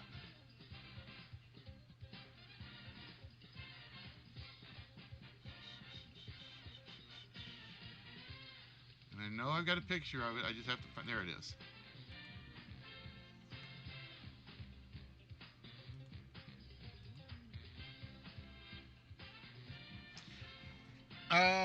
Do I owe somebody a one-player game? Let me look.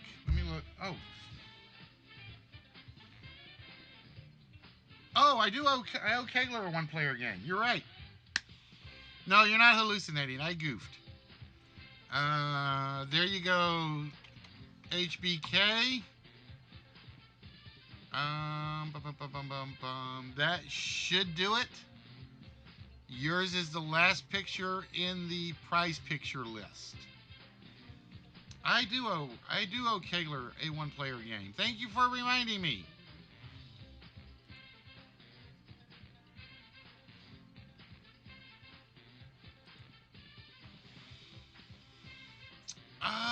Let's see.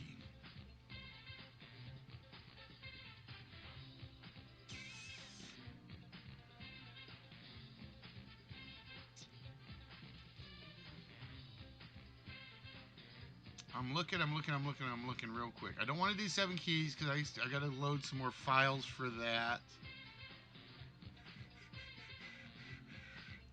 Challenges to chase, the code. I don't know if my question file for the code is updated. Tout Le Monde is not a one-player. Give me a minute. I'm looking for my files and seeing what I've got. All right, we may have to do Price is Right. I think I may have to do a Price is Right one for you, Kegler.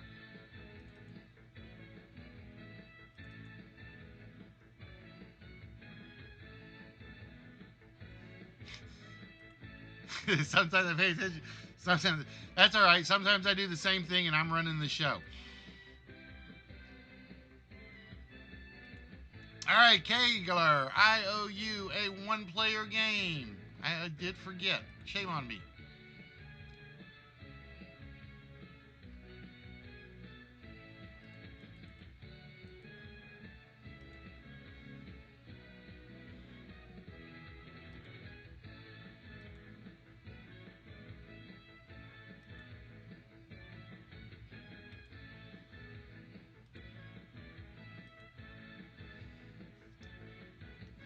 And let's get this fixed so that we have everything in there that we are supposed to have.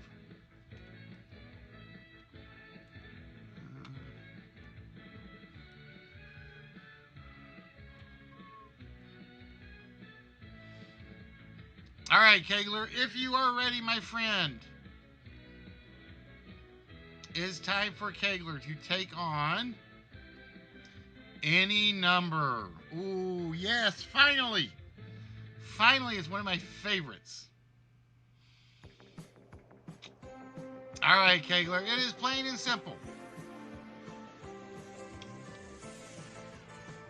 Well, let me see if it's loaded up correctly. There we go. There we go. All right, the game is very simple. We have a Ford Explorer 4-wheel drive XLT. We have a bubble tent, Hooker transparent inflatable bubble tent. Now, the price of the Ford Explorer is at least $30,000. Every number down below is in one spot on that board. There are no repeats. You have to pick what numbers you think will finish off the price of the Ford Explorer before you finish the bubble tent or the piggy bank. All right? So, Kegler, what number would you like to try first?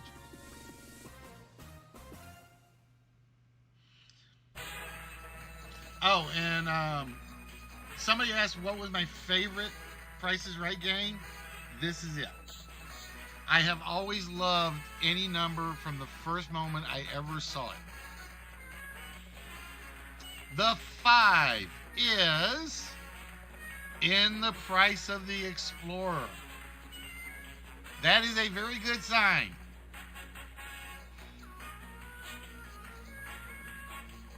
What number would be another number in that Explorer, Kegler?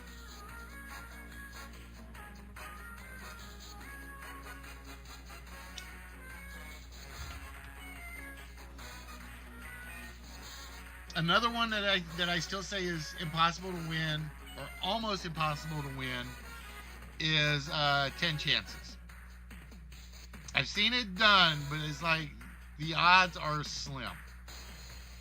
Where is the 6? Ooh, it's in the piggy bank. So right now, 6 whammies, Kegler, is what you have started on in the piggy bank.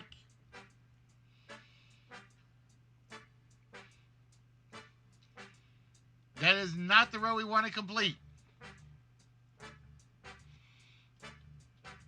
Now, here's why I don't think 3 strikes was tricky. Now, it's harder on a computer because you can't fill the chips. Okay. Is if you hold those chips long enough, they're going to start giving off heat. So when you reach back in there, you can feel the ones that are like oily or warmer. Let's try a 0. Oh, ouch. I don't know if I've shown you guys that are here all the games we have done for Price is Right. Like I said, the only one that doesn't work through thermal imaging.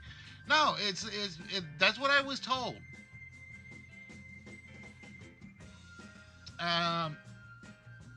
Go through the webpage, HBK. Go through the webpage. It'll get you there.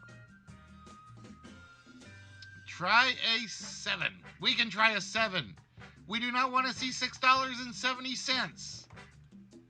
Oh, the price of the inflatable bubble tent is $700. But I was told they actually had to change what the chips were made from after a while because people figured out you could feel the heat in the oil. I don't know if that is true or not, but that's what I heard.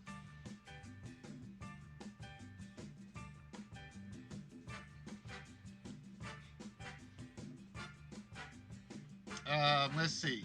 I'm trying to think. Which other ones am I a fan? I'm a fan of Hole-in-One, but there's no way to replicate that on a Chapman. All right, let's try the other 3. Where is our other 3? Oh, it is the bubble tent. The bubble tent is $730 something. We want to stay away from the 3, Kegler.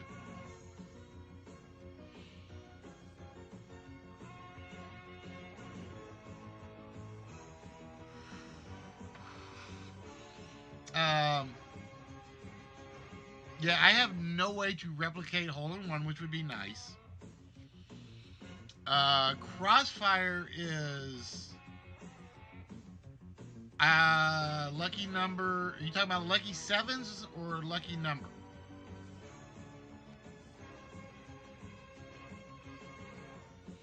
All right, we are going to go with the 8. We want a number that's in the price of the Ford Explorer. Is it the 8?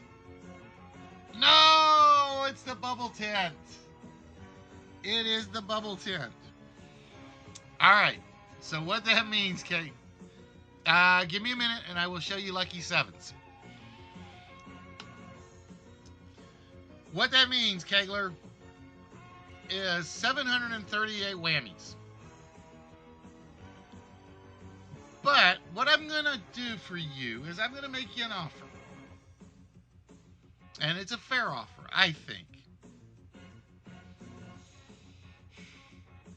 You give me 700 of those whammies back, and I will let you add a small prize to your collection.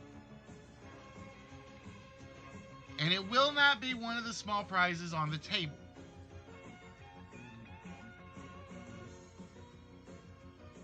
I have one in mind. If you give me 700 of those whammies back, I will give you a small prize. Or you can keep the 738 whammies, and then you can use those later for wheel spins and vault shots and everything else. All right, he says let's do it. So with that, I am going to give Kegler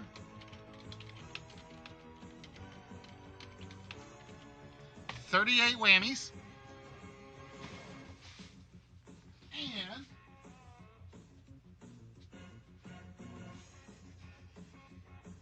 let me find it. I may have to go for the other one because they're not right here. There it is.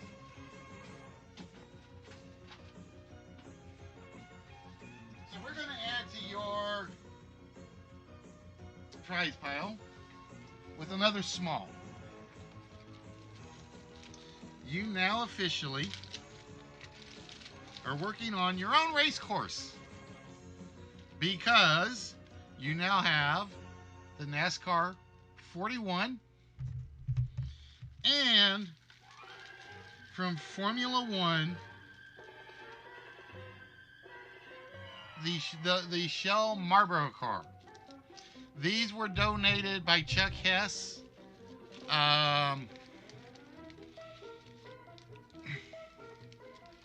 It should have taken you to a web page, HBK. I'll see about sending you the photo.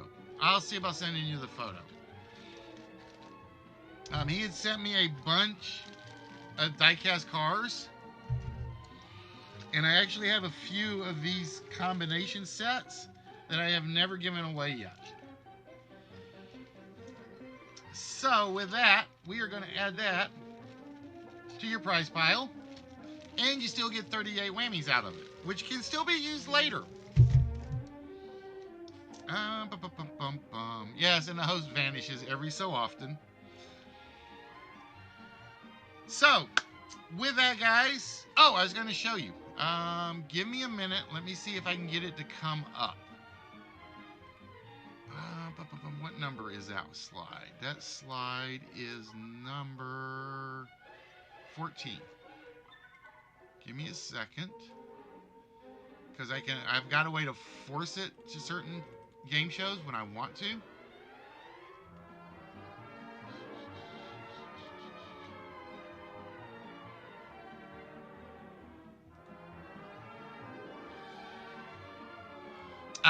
Today was just something special, HBK, but I am going to 3 a week. Tuesdays and Saturdays are going to be like the 2-hour ones. And then Thursdays are just basically whatever happens until we overrun into LK stuff. But just to show you Venom, there's Lucky Sevens. It's actually programmed, it works. And it works well. For instance, oh, dude, like I said, 10 chances I hate. This is one of the worst games in terms of favor of the house, next to Stack the Deck. I've always said this is the worst game for a player. That's the second worst for the player. Now, one of my favorites, or one of my least favorites to run, is this one, because it has cost me so much in prizes. Is ridiculous. But that one, pocket change, poker game, 3 strikes, and any number are my favorites. Those are my favorite ones of all time.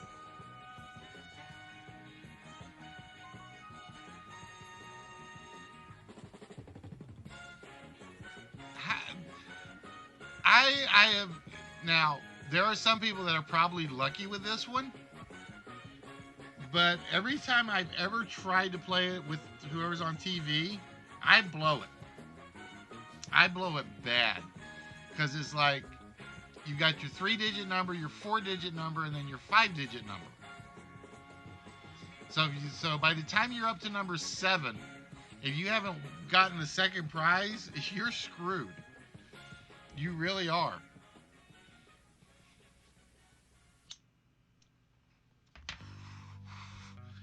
Squandered your whammies on pick a card.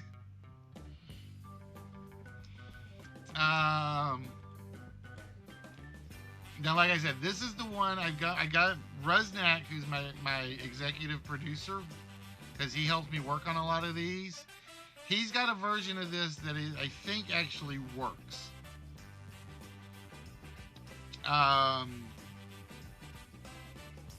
There's a code, unless they've changed it in the past 20 years. For 10 chances? No, 10 chances is basically 3 prizes.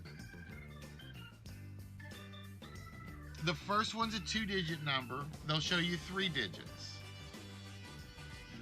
Yeah, it would be HBK if that's what you want me to do. Then they'll show you another prize. It's got 3 digits in the price tag, and they'll show you 4 digits. Then the last one is the 5. It used to be like a 4-digit price tag on a card, but they got it up to 5 today. And they'll usually show you one number, and then you have to guess the rest. Where we don't do that. We basically say 3 numbers, 4 numbers, and then you got to guess a 5-digit number for the card. So mine is probably harder. But Spelling Bee is one of my favorites. I've loved Card Game. Cover Up, I'm actually pretty good at. But yeah, Russ is helping me rebuild a bunch of these. We've got the first 5 rebuilt. I think we got Stack the Deck rebuilt. I gotta remember, how many of these do we have rebuilt? I think we're up to 10 chances. I think we're up to 10 chances. No, HBK, none of my streams come off the PS4 anymore. Because I haven't even turned my PS4 on in weeks. I actually spent $100 and something for a game, and it's all its downloadable content, and I still haven't played it in weeks. This one is one of those that I keep adding to. Like I said, right now there are 24 games we do for Price is Right. I've got to get down, and just to show you guys, this is where I think Tipster keeps putting me as doing mini games, because game shows, we have our version of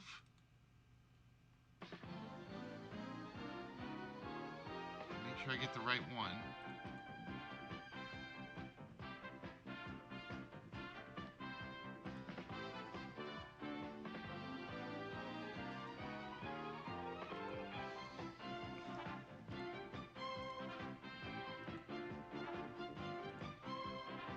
But this is one where I'm still working on control panels, so I got to do some fixing to this.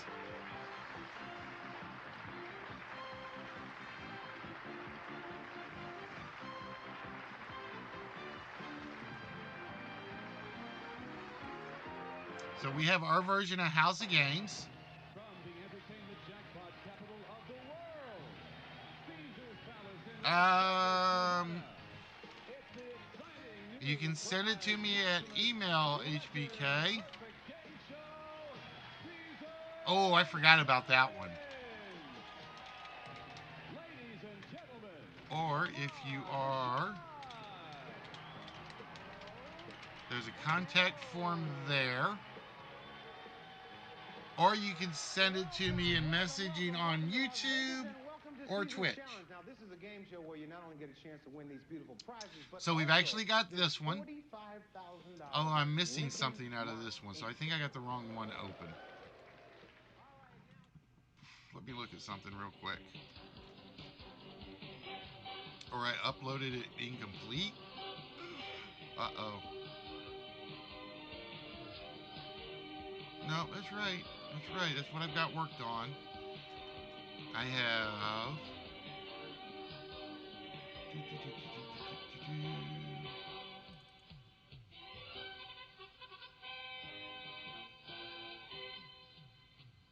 Cancel. I gotta figure out where this extra link is. It's killing me. I also have...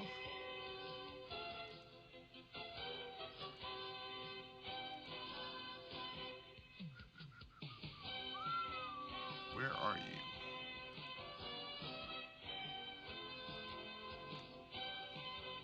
I have this that I am working on. I got to figure out for this one. This one is literally, I've just got to figure out how to ramp up the tension. This one I have to figure out how to ramp up the tension on. So that minute timer kicks in, or whatever the timer is, and then when your time runs out, put some pressure on you to answer correctly.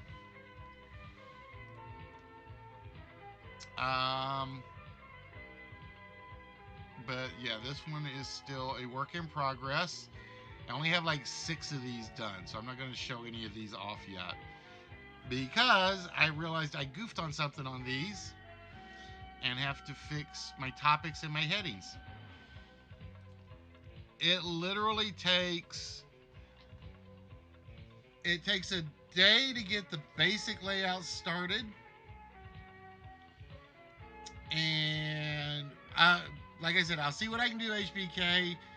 I just can't open up my mail package right now, or my email at the moment, because I have so many programs running. That's why my computer crashed earlier, or broke down on me earlier.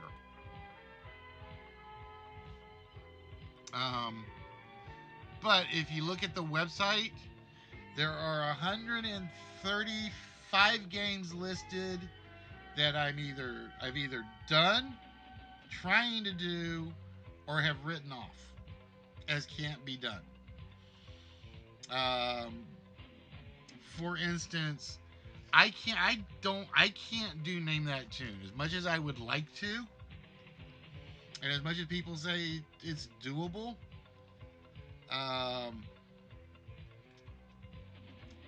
Getting only X number of notes in a song is not as easy as you think. It really isn't. And for all the people that make fun of LK and Broken Buzzer for doing broken karaoke, I still want to do a broken karaoke set. I just haven't figured out how to do it yet. Music has always been my problem child when it comes to doing games. You give me something for a mini game, I can have it up and running within a week, give or take. And then I'll go back and spend months and weeks and years revamping it to make it look better. Boy, oh boy, oh boy. But with that, guys, we are going to wrap it up for the night. Hopefully, we did okay, proud, kind of taking over for him for the night. We got, 2 lists in, 2 major games, a lot of prizes, which means I got a lot of photos I've got to edit now. And Mark is awarded. That's going to be the fun part of this whole evening. And I still got more photos I have to take. And I got to take my meniscus. Take one tablet by mouth 3 times a day. Yeah. Hopefully you guys will be back. Like I said, normally we don't do Sundays because we know everybody's hanging around on LK's doing Tringo and whatever, or whatever game he's playing. We will try to be on Tuesday. Like I said, I intended on being on last Tuesday, but work got in the way and traffic got in the way and everything else. So with that, I better hide that just in case the 4-letter word shows up. We will be back on Tuesday, Thursday, and Saturday. Do not forget Liquid Courage. I know Smarty Pipes is on break. Tipster is down to his last episode. At Bash, Royal Flush. Who am I forgetting? Broken Buzzer. Orange Cat. Jeff's Trivia. Randomish Gaming. I gotta make more timers because I've forgotten them all by now. So with that, guys, we will see you guys on Tuesday. There are a lot of trivia guys out there that deserve you as much as I do. And I don't have my stream manager up. Yeah, I do. Let's go see if we've got one on. I'm gonna find out. Nope, I do not have one on, so I don't have anybody to suggest for a raid tonight. I'll have to figure that out. So as we always say around here to wrap things up, this is how we feel. Be good to yourself, be good to your friends, be good to your neighbors. But most importantly, be good to a stranger. Because that stranger today may be your friend or neighbor tomorrow. And it's always good to start off on the right foot.